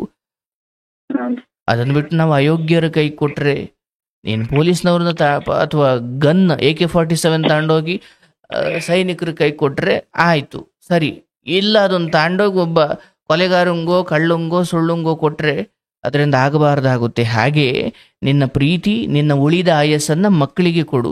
ಈತನಿಗೆ ನಿನ್ನಂತವ್ರು 100 ಜನ ನೋಡಿದ್ದಾನೆ ಇವನು, ಅವನಿಗೆ ಅದೇ ಧೈರ್ಯ. ಅಂದ್ರೆ ಈ ಕಾಮಾಂಧತೆ ಇದೆಯಲ್ವ, ಇದು ಹೀಗೆ ಅವನೇನು ಮಾಡ್ತಾವನೋ ಅದ್ ನೀನು ಮಾಡ್ತಿದೀಯ ಅಂತ ವಾದ ಮಾಡ್ತಾನೆ. ಅಂದ್ರೆ ಅದು ಹ್ಯೂಮನ್ ಸೈಕಾಲಜಿ. ಅದು ನೀನ್ ಯಾಕೋ ಮಾಡ್ದೆ, ಅಯ್ಯೋ ನಾನೊಬ್ನೆಲ್ಲ ಸರ್ ಅವಳು ಮಾಡ್ತಾವಳೆ. ಮಾತಿರ್ತೀರ ಅದನ್ನೇ ಅಣ್ಣ ಹೇಳೋದು. ನೀನ್ ಹೆಂಗ್ ಬಿಟ್ಟಿದ್ಯಾ, 4 ವರ್ಷ ಆಯ್ತು ಹೆಂಗ್ ಬಿಟ್ಟಿದ್ಯಾ, ಅದು ಹೆಂಗ್ ಬಿಟ್ಟಿದ್ಯಾ, ಗಂಡನ ಹೆಂಗ್ ಬಿಟ್ಟಿದ್ಯಾ, ನಿನಗಿರೋದಕ್ಕೆ ತಾನೇ ಬಿಟ್ಟಿರೋದು. ಮಾತಿರ್ತೀರ ಅದೊಂದೇ ಅಣ್ಣ ಮಾತಾಡೋದು. ನೋಡಲ್ಲೇ ಯೋಚನೆ ಮಾಡುವ. ಒಂದು ಪ್ರೇಮ ಅದು ಕಾಮವನ್ನು ಒಳಗೊಂಡಿದ್ದೇ ಹೌದು, ಆದರೆ ಅದು ಯಾರ ಮೇಲೆ ಬೇಕು ಅವ್ರ ಮೇಲೆ ಅಮಾನವೀಯವಾಗಿ ವರ್ತಿಸೋಕೆ ಶುರು ಮಾಡಿದಾಗ ಅದು ವಿಪರೀತ, ತೀರಾ ವಿಪರೀತ ಅನ್ನುವಷ್ಟು ಕಾಮಾಂಧತೆ ಆದಾಗ ಅಲ್ಲಿ ಹೆಂಡತಿ ಮಕ್ಕಳು, ಅದರಲ್ಲೂ ಹೆಂಡತಿ ಬದುಕುವುದು ಕಷ್ಟವಾಗುತ್ತೆ. ಹಾಗಾಗಿ ಆತನಿಗಿರೋ ಬುದ್ಧಿ ನಿನಗೂ ಇದೆ ಅಂತ ಹೇಳ ಅವನು ಸಮಾಧಾನ ಮಾಡ್ಕೊಳ್ತಿದ್ದಾನಷ್ಟೇ. ಹಾಗಂತ ನೀನು ಅಂಥವನಿಂದ ಬಂದ ಮಾತ್ರಕ್ಕೆ ಜನ ನಂಬಿಡ್ಬೋದು ಅಥವಾ ಯಾರೋ ಅಕ್ಕಪಕ್ಕದವ್ರು ನಂಬೋದು. ನಿನಗೆ ಅದರಿಂದ ಏನೂ ಆಗಬೇಕಾಗಿಲ್ಲ. ಅವ್ರು ನಂಬಿ ಅವರು ಅನ್ನ ಹುಟ್ಟಿಸ್ಕೊಂಡು ತಿನ್ನೋಕೆ ಬೆಂಗಳೂರು ಪೇಟೆಗೆ ಬಂದಾರೆ, ನೀನು ಬಂದಿದ್ದೀಯ ಅಷ್ಟೇ. ಅಕ್ಕಪಕ್ಕದವ್ರು ಏನು ಅಂದ್ಕೊಂಡ್ರು, ಅಯ್ಯೋ ಬೀದಿಲಿ ನಿಂತು ಬೈದು ಬಿಟ್ಟ, ಅರೆ ನಾಳೆ ನಮ್ಮ ಮನೆಗೆ ಹಾಲು ತಂದು ಕೊಡಿ ಅಂತ ನೀವೇನಲ್ಲಿ ಹೋಗಿ ಕೇಳಬೇಕಾಗಿಲ್ಲ, ಅಥವಾ ಅವ್ರ ಮನೆ ಅನ್ನ ತಿನ್ಬೇಕಾಗಿಲ್ಲ. ನೀನ್ ಬದುಕನ್ನು ನೀನು ನೋಡ್ಕೊಳವ. ಅಕ್ಕಪಕ್ಕದವ್ರಿಗೆ ಅಯ್ಯೋ ಕೂಗಾಡ್ತಾರೆ, ನೀನ್ ಸತ್ಯದಲ್ಲಿರವ. ಭಗವಂತ ಯಾವುದೋ ರೂಪದಲ್ಲಿ ಬರ್ತಾನೆ. ನಾನು ಇಷ್ಟು ಮಾತ್ರ ಖಾತ್ರಿಯಾಗಿ ಹೇಳ್ತೀನಿ, ನೀನು ಅವನನ್ನು ಕೂಡ್ಕೊಳ್ಳದಂಗೆ ನೀನು ಇನ್ಯಾವನ ಜೊತೆನೋ ಇದ್ದೀಯಾ, ನೀನು ಇನ್ಯಾವನ್ನೋ ನೋಡ್ಕೊಂಡಿದ್ದೀಯಾ, ಅವನು ಹೇಳೋದೆಲ್ಲವೂ ಸುಳ್ಳು, ನಾನು ಅವನ ಮಾತಿನ ವಿರುದ್ಧವಾಗಿ ಪವಿತ್ರವಾಗಿ ಬದುಕ್ತಾ ಇದ್ದೀನಿ ಅಂತ ನೀನು ಧರ್ಮವನ್ನು ಹಿಡ್ಕೊಂಡು ನಿನ್ನ ಮಕ್ಕಳಿಗೆ ನೀನು ನಿಯತ್ತಾಗಿ ನಿನ್ನ ಜೀವನ ಮಾಡು. ನಾನು ಹೇಳ್ತೀನಿ, ನಿನ್ನ ಮಕ್ಕಳನ್ನು ನಿನ್ನನ್ನು ಕಾಪಾಡಲಿಕ್ಕೆ ಭಗವಂತನ ರೂಪದಲ್ಲಿ ಯಾರೋ ನಿಮ್ಮ ಕೆಲಸ ಕೊಟ್ಟಿರೋ ವ್ಯಕ್ತಿನೇ ಇರ್ಬೋದು, ಯಾರಿಗ್ ಗೊತ್ತು. ಆದರೆ ಗಂಡ ಅನ್ನೋ ಮಮಕಾರ ಹೆಚ್ಚಾಗಿ ಧರ್ಮವನ್ನ ನೀನ್ ಬಿಡೋದಾದ್ರೆ ಆ ಬುದ್ಧಿಯೇ ನಿನ್ನ ನಾಶ ಮಾಡುತ್ತೆ, ನಿನ್ನ ಮಕ್ಕಳಿಗೂ ನರಕ ತೋರಿಸುತ್ತೆ. ಇಲ್ಲಿ ತಂದೆ ಆಗಿರ್ಬೋದು, ಅಯ್ಯೋ ನನ್ನ ಮಕ್ಕಳಿಗೆ ತಂದೆ ಬೇಕು, ತಂದೆ ಅಲ್ಲ ಎಂತ ತಂದೆ ಅನ್ನೋದು ಬಹಳ ಮುಖ್ಯ.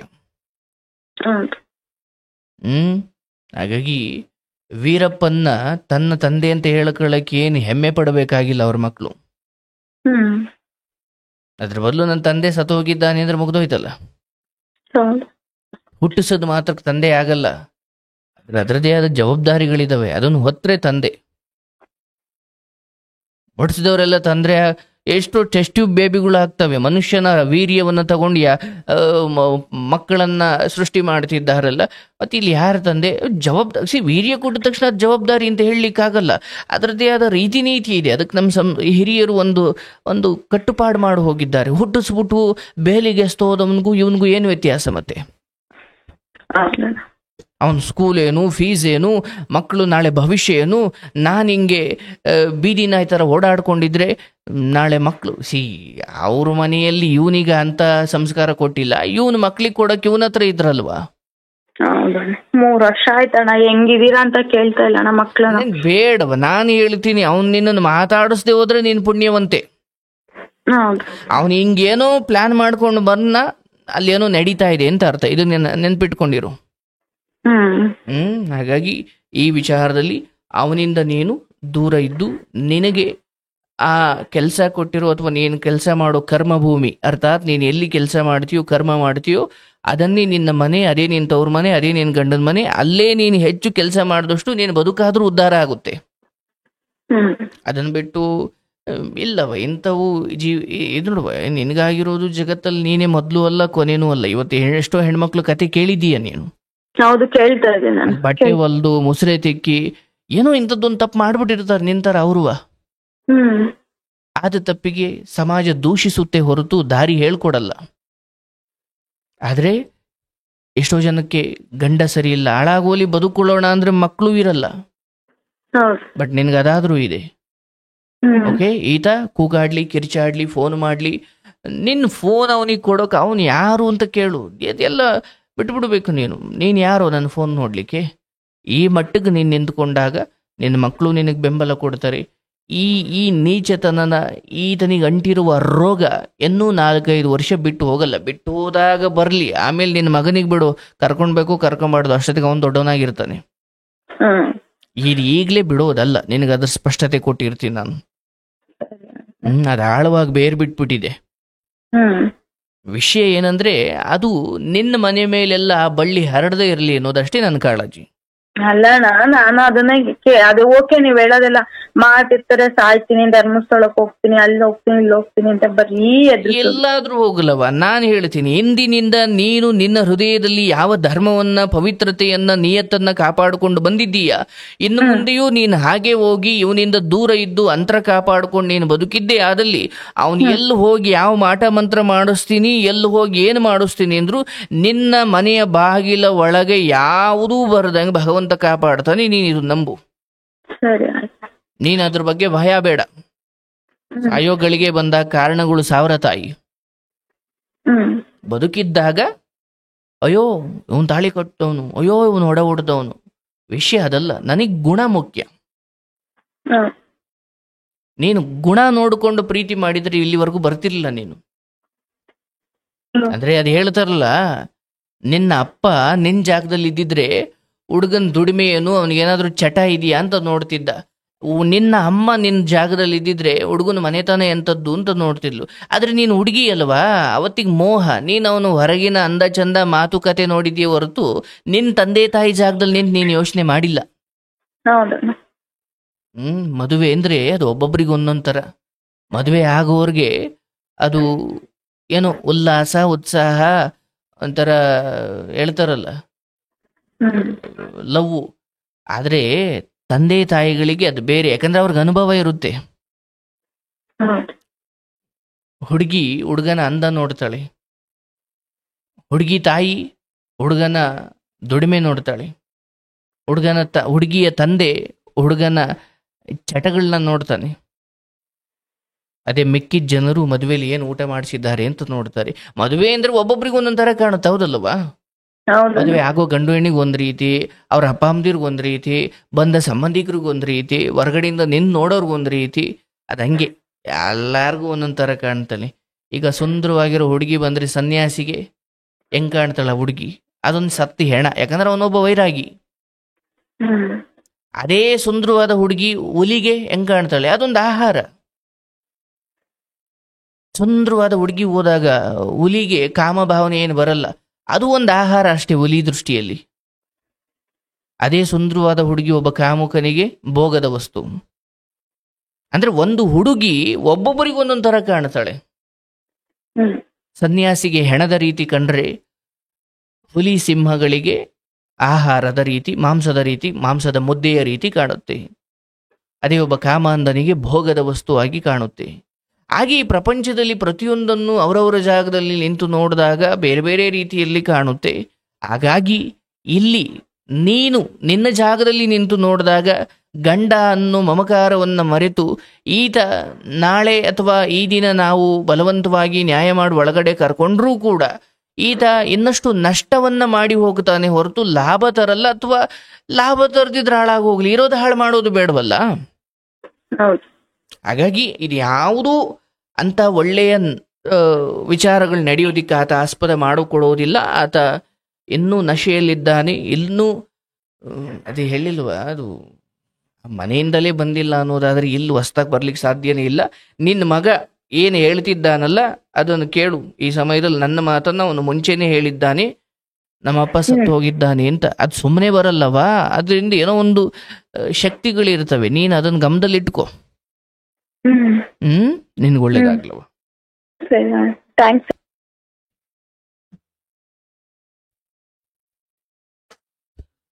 ಈಶ್ವರ ನೋಡಿ, ಇಲ್ಲಿ ಈಕೆ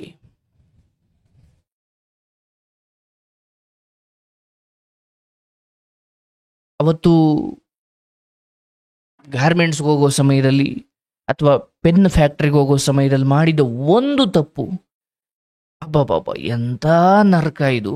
ಒಂದು ಹೆಣ್ಮಗಳಾಗಿ ಸುಮ್ಮನೆ ಯೋಚನೆ ಮಾಡಿ, ಯಾವುದೋ ಗೊತ್ತಿಲ್ದಿರೋ ಏರಿಯಾಗ ಹೋಗಿ ಏನೋ ಒಂದು ವ್ಯವಹಾರ ಮುಗಿಸ್ಕೊಂಡು ಬರೋಷ್ಟ್ರೆ ಅಯ್ಯೋ ಎಷ್ಟು ಬೇಗ ಮನೆಗೆ ಹೋಗ್ತೀನೋ ಅನ್ನೋ ಪರಿಸ್ಥಿತಿ. ಹಂಗೆ ಏನೂ ಕಷ್ಟ ನೋಡಿಲ್ಲದ ಒಂದು ಹೆಣ್ಮಗಳು ಇಂಥವನ ಕೈಲಿ ಒಂದು ಸಿಗಾಕೊಳ್ಳೋದಿದೆಯಲ್ಲ. ನಾನು ಹೇಳ್ತೀನಿ, ಹೆಣ್ಣು ಮಕ್ಕಳು ದಯವಿಟ್ಟು ನಿಮ್ಮ ಕ್ಷಮೆಗೂ ಒಂದು ಮಿತಿ ಇರಲಿ. ಮೊದಲನೇದಾಗಿ ನೀವು ಧರ್ಮದಲ್ಲಿರಿ. ನಿಮ್ಮ ತಂದೆ ತಾಯಿ ಅಣ್ಣ ತಮ್ಮಂದಿರಿಗೆ ದ್ರೋಹ ಮಾಡಬೇಡಿ. ಅದನ್ನು ಮೀರಿಯೂ ನೀವೇನು ತಪ್ಪು ಮಾಡಿದ್ರ, ತಂದೆ ತಾಯಿಗೆ ಮೋಸ ಮಾಡಿ ಅಥವಾ ಅವ್ರ ಕಣ್ಣು ತಪ್ಪಿಸಿ ಅವ್ರ ಮನೇಲಿರೋ ಒಡವೆನೆಲ್ಲ ತಗೊಂಡು ಯಾವುದೋ ಹುಡುಗನ ಜೊತೆ ಓಡ್ ಬಂದು ಅವನಿಗೆ ಒಂದು ಬಟ್ಟೆ ಹೊಲಿಸಿ, ಅಬ್ಬಬ್ಬಬ್ಬ ಏನೇನು ಎಡವಟ್ಟುಗಳು ಮಾಡ್ಕೊಂಡಿದ್ದೀರಾ.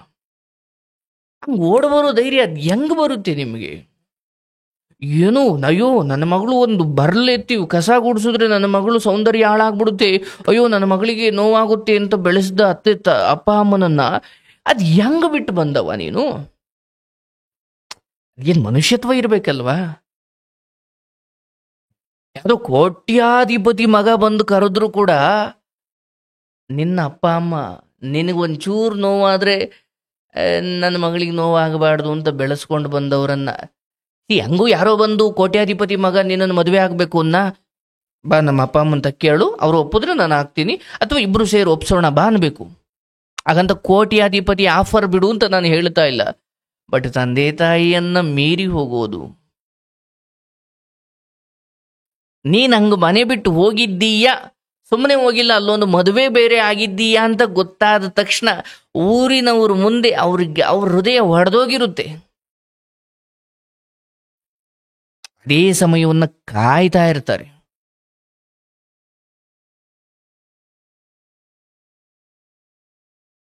ಹಾಗಾಗಿ ದಯವಿಟ್ಟು ಹೆಣ್ಣು ಮಕ್ಕಳು ಕಾಲ ಕೆಟ್ಟು ಹೋಗಿದೆ. ಇವತ್ತು ನಾನು ಇತ್ತೀಚೆಗೆ ಕೇಳ್ತಾ ಇದ್ದೀನಿ, ಹೆಣ್ಣು ಮಕ್ಕಳು ಸರಿ ಮದುವೆ ಆಗ್ತಾನಲ್ಲ ಅಂತ ದೇಹವನ್ನು ಅರ್ಪಿಸ್ಕೊಂಡು ಬಿಟ್ಟಿರ್ತಾರೆ.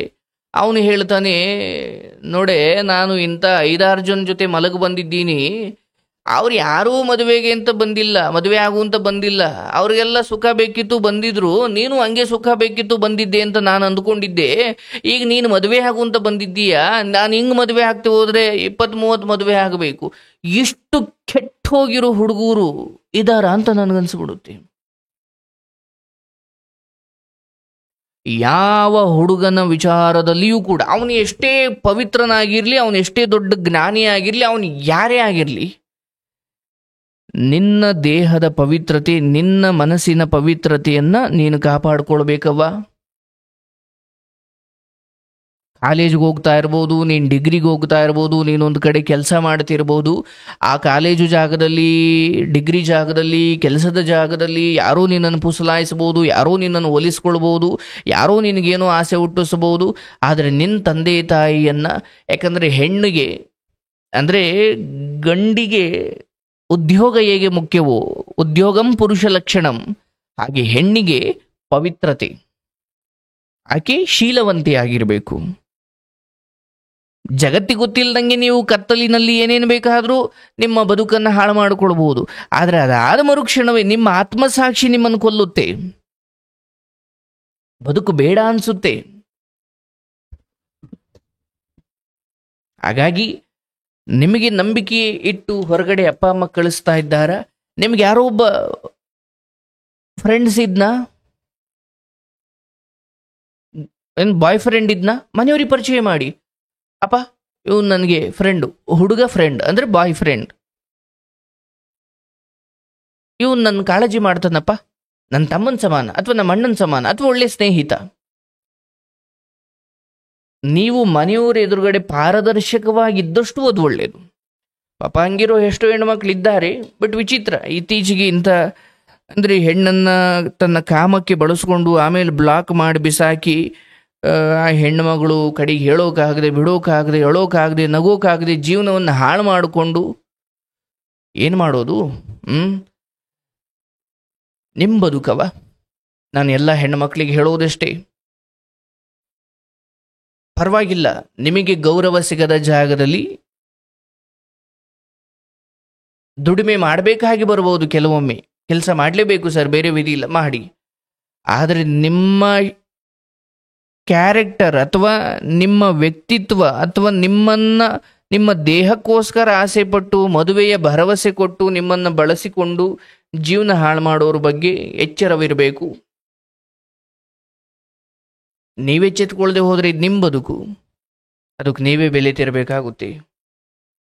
ಹಾಗಾಗಿ ಯಾವುದೇ ಕಾರಣಕ್ಕೂ ಕೂಡ ಈ ಹೆಣ್ಮಗಳು ಹೇಗೆ ತನ್ನ ಬದುಕನ್ನು ಒಂದು ರೀತಿಯಲ್ಲಿ ಹಾಳು ಮಾಡಿಕೊಂಡ್ರು ಹಾಗೆ ನಿಮ್ಮ ಜೀವನವನ್ನು ಹಾಳು ಮಾಡಿಕೊಳ್ಬೇಡಿ.